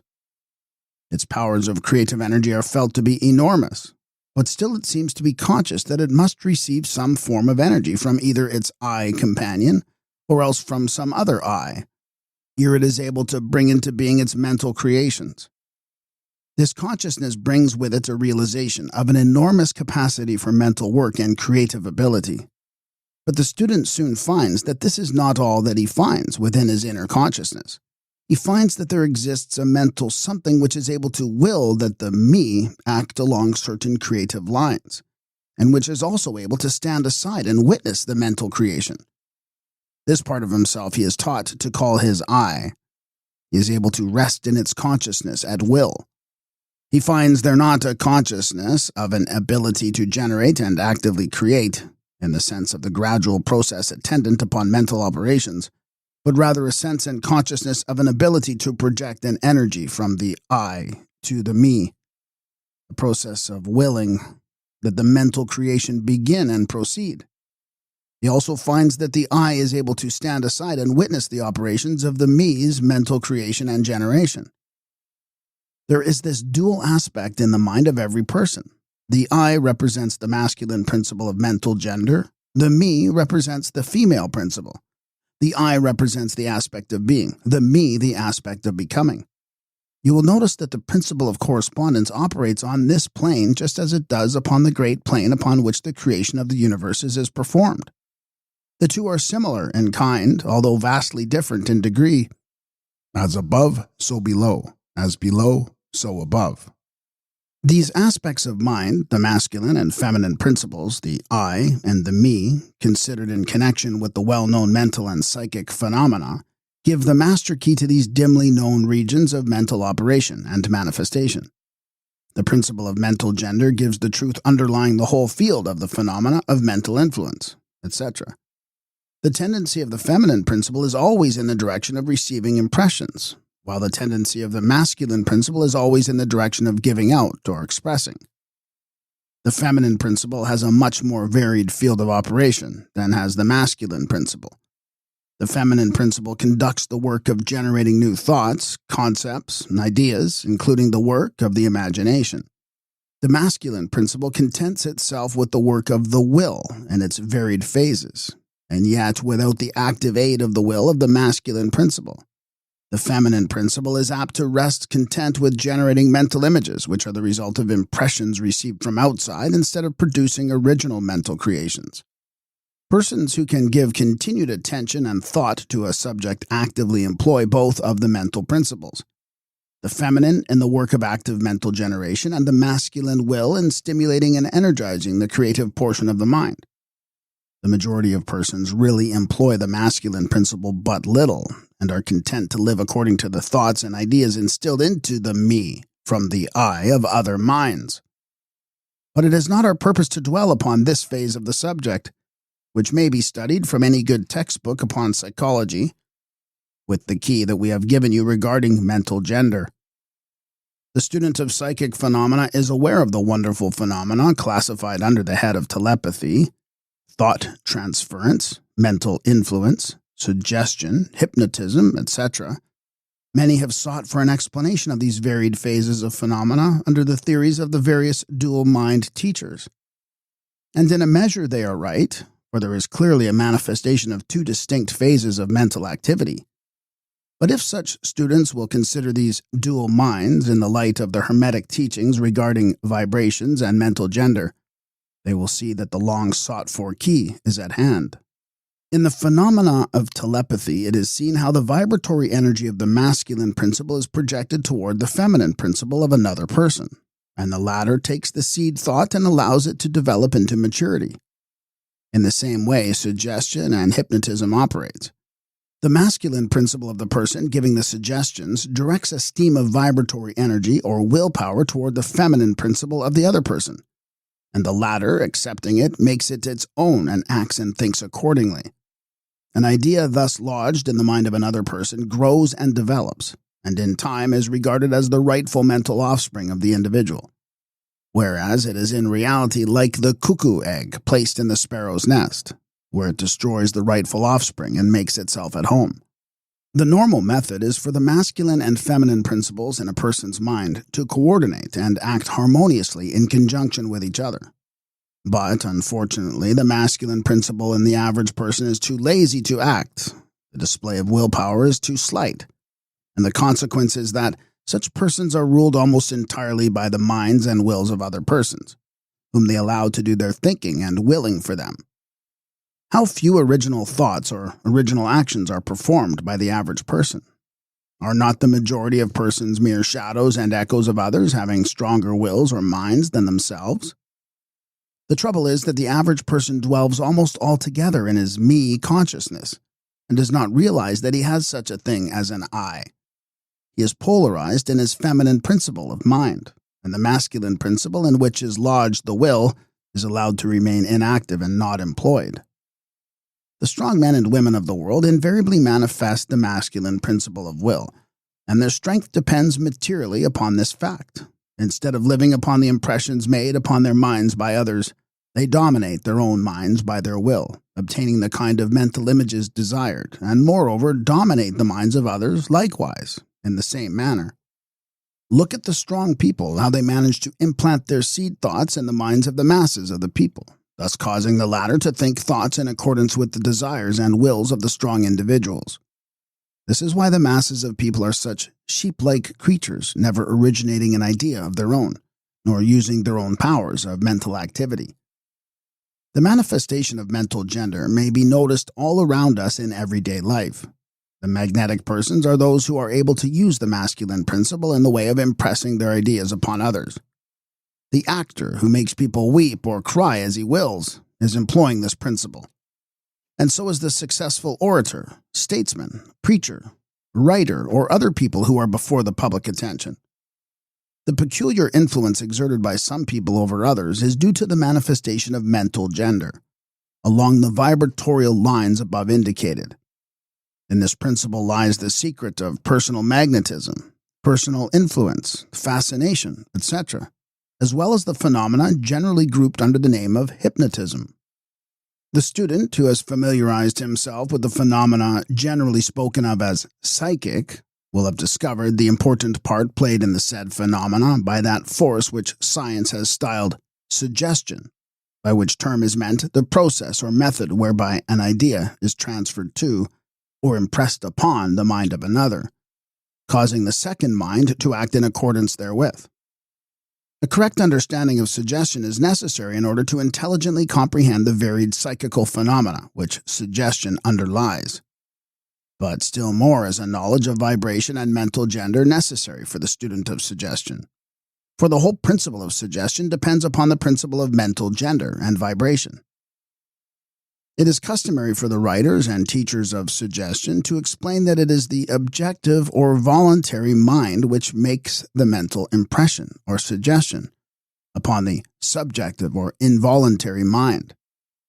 But they do not describe the process or give us any analogy in nature whereby we may readily comprehend the idea.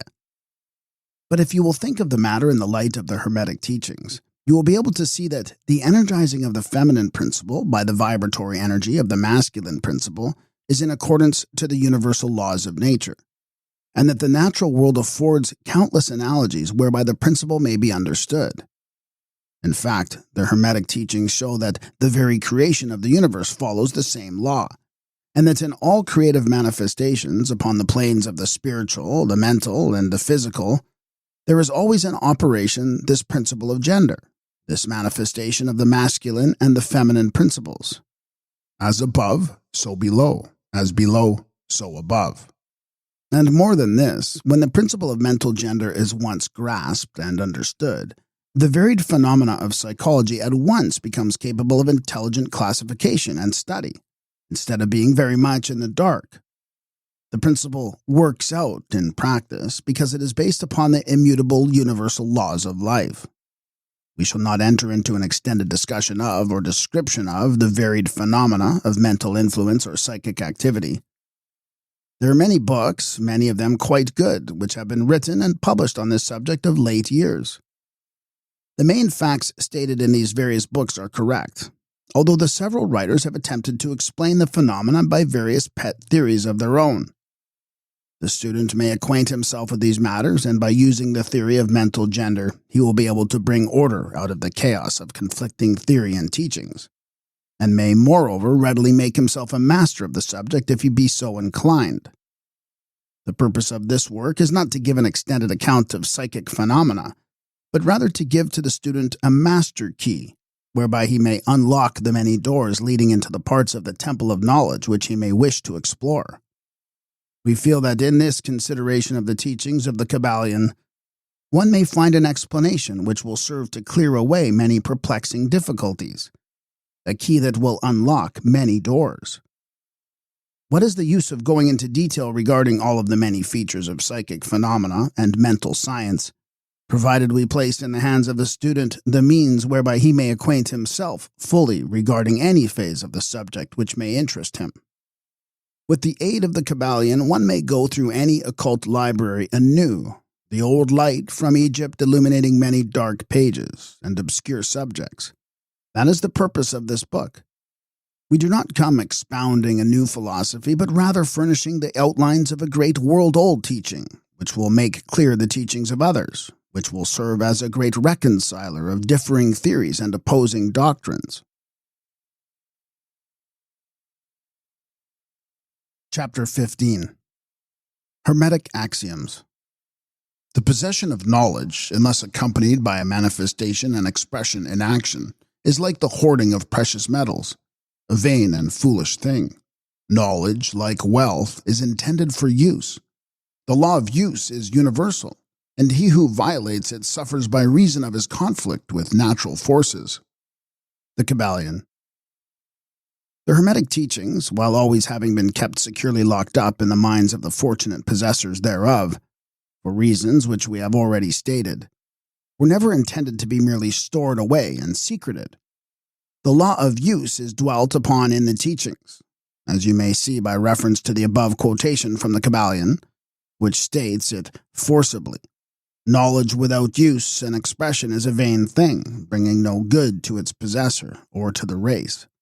Beware of mental miserliness and express into action that which you have learned. Study the axioms and aphorisms, but practice them also. We give below some of the more important Hermetic axioms from the Kybalion, with a few comments added to each. Make these your own and practice and use them, for they are not really your own until you have used them. To change your mood or mental state, change your vibration. The Kybalion. One may change his mental vibrations by an effort of will in the direction of deliberately fixing the attention upon a more desirable state. Will directs the attention, and attention changes the vibration. Cultivate the art of attention by means of the will, and you have solved the secret of the mastery of moods and mental states. To destroy an undesirable rate of mental vibration, Put into operation the principle of polarity and concentrate upon the opposite pole to that which you desire to suppress. Kill out the undesirable by changing its polarity. The Kybalion. This is one of the most important of the Hermetic formulas. It is based upon true scientific principles. We have shown you that a mental state and its opposite were merely the two poles of one thing, and that by mental transmutation the polarity might be reversed. This principle is known to modern psychologists who apply it to the breaking up of undesirable habits by bidding their students concentrate upon the opposite quality. If you are possessed of fear, do not waste time trying to kill out fear, but instead cultivate the quality of courage, and the fear will disappear.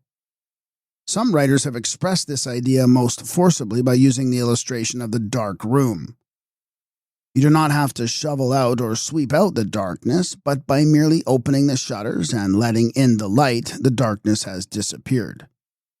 To kill out a negative quality, concentrate upon the positive pole of that same quality, and the vibrations will gradually change from negative to positive, until finally you will become polarized on the positive pole instead of the negative.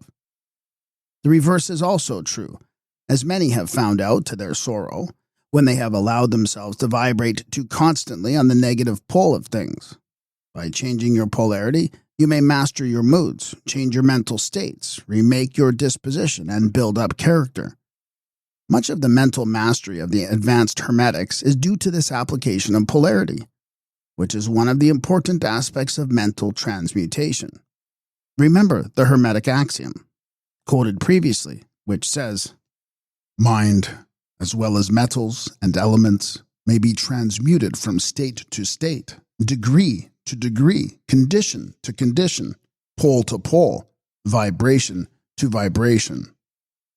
The Kybalion. The mastery of polarization is the mastery of the fundamental principles of mental transmutation or mental alchemy, for unless one acquires the art of changing his own polarity, he will be unable to affect his environment. An understanding of this principle will enable one to change his own polarity, as well as that of others, if he will but devote the time, care, study, and practice necessary to master the art. The principle is true, but the results obtained depend upon the persistent patience and practice of the student. Rhythm may be neutralized by an application of the art of polarization. The Kybalion. As we have explained in previous chapters, the Hermetists hold that the principle of rhythm manifests on the mental plane as well as on the physical plane, and that the bewildering succession of moods, feelings, emotions, and other mental states are due to the backward and forward swing of the mental pendulum, which carries us from one extreme of feeling to the other. The Hermetists also teach that the law of neutralization enables one, to a great extent, to overcome the operation of rhythm in consciousness. As we have explained, there is a higher plane of consciousness as well as the ordinary lower plane, and the master, by rising mentally to the higher plane, causes the swing of the mental pendulum to manifest on the lower plane, and he, dwelling on his higher plane, escapes the consciousness of the swing backward. This is effected by polarizing on the higher self and thus raising the mental vibrations of the ego above those of the ordinary plane of consciousness. It is akin to rising above a thing and allowing it to pass beneath you. The advanced Hermetist polarizes himself at the positive pole of his being, the I am pole, rather than the pole of personality, and by refusing and denying the operation of rhythm, raises himself above its plane of consciousness, and standing firm in his statement of being, he allows the pendulum to swing back on the lower plane without changing his polarity. This is accomplished by all individuals who have attained any degree of self-mastery, whether they understand the law or not. Such persons simply refuse to allow themselves to be swung back by the pendulum of mood and emotion, and by steadfastly affirming the superiority, they remain polarized on the positive pole. The master, of course, attains a far greater degree of proficiency, because he understands the law which he is overcoming by a higher law, and by the use of his will he attains a degree of poise and mental steadfastness, almost impossible of belief on the part of those who allow themselves to be swung backward and forward by the mental pendulum of moods and feelings. Remember always, however, that you do not really destroy the principle of rhythm, for that is indestructible. You simply overcome one law by counterbalancing it with another, and thus maintain an equilibrium. The laws of balance and counterbalance are in operation on the mental as well as on the physical planes. An understanding of these laws enables one to seem to overthrow laws, whereas he is merely exerting a counterbalance. Nothing escapes the principle of cause and effect, but there are many planes of causation, and one may use the laws of the higher to overcome the laws of the lower. The Kybalion. By an understanding of the practice of polarization, the Hermetists rise to a higher plane of causation and thus counterbalance the laws of the lower planes of causation. By rising above the plane of ordinary causes, they become themselves, in a degree, causes instead of being merely caused. By being able to master their own moods and feelings, and by being able to neutralize rhythm, as we have already explained, they are able to escape a great part of the operations of cause and effect on the ordinary plane.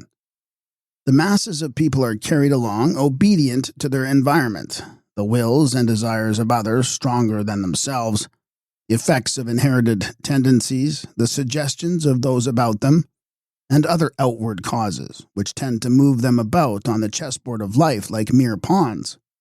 By rising above these influencing causes, the advanced Hermetists seek a higher plane of mental action, and by dominating their moods, emotions, impulses, and feelings, they create for themselves new characters, qualities, and powers, by which they overcome their ordinary environment, and thus become practically players instead of mere pawns. Such people help to play the game of life understandingly, instead of being moved about this way and that way by stronger influences and powers and wills. They use the principle of cause and effect instead of being used by it. Of course, even the highest are subject to the principle as it manifests on the higher planes, but on the lower planes of activity they are masters instead of slaves. As the Kybalion says, "The wise ones serve on the higher, but rule on the lower. They obey the laws coming from above them, but on their own plane and those below them they rule and give orders, and yet, in so doing, they form a part of the principle instead of opposing it. The wise man falls in with the law, and by understanding its movements he operates it instead of being its blind slave. Just as does the skilled swimmer turn this way and that way, going and coming as he will, instead of being as the log which is carried here and there. So is the wise man as compared to the ordinary man, and yet both swimmer and log, wise man and fool, are subject to law. He who understands this is well on the road to mastery." The Kybalion. In conclusion, let us again call your attention to the Hermetic axiom. True Hermetic transmutation is a mental art. The Kybalion. In the above axiom, the Hermetists teach that the great work of influencing one's environment is accomplished by mental power. The universe being wholly mental, it follows that it may be ruled only by mentality. And in this truth is to be found an explanation of all the phenomena and manifestations of the various mental powers, which are attracting so much attention and study in these earlier years of the 20th century. Back of and under the teachings of the various cults and schools remains ever constant the principle of the mental substance of the universe. If the universe be mental in its substantial nature, then it follows that mental transmutation must change the conditions and phenomena of the universe. If the universe is mental, then mind must be the highest power affecting its phenomena. If this be understood, then all the so-called miracles and wonder workings are seen plainly for what they are. The all is mind. The universe is mental. The Kybalion. The end.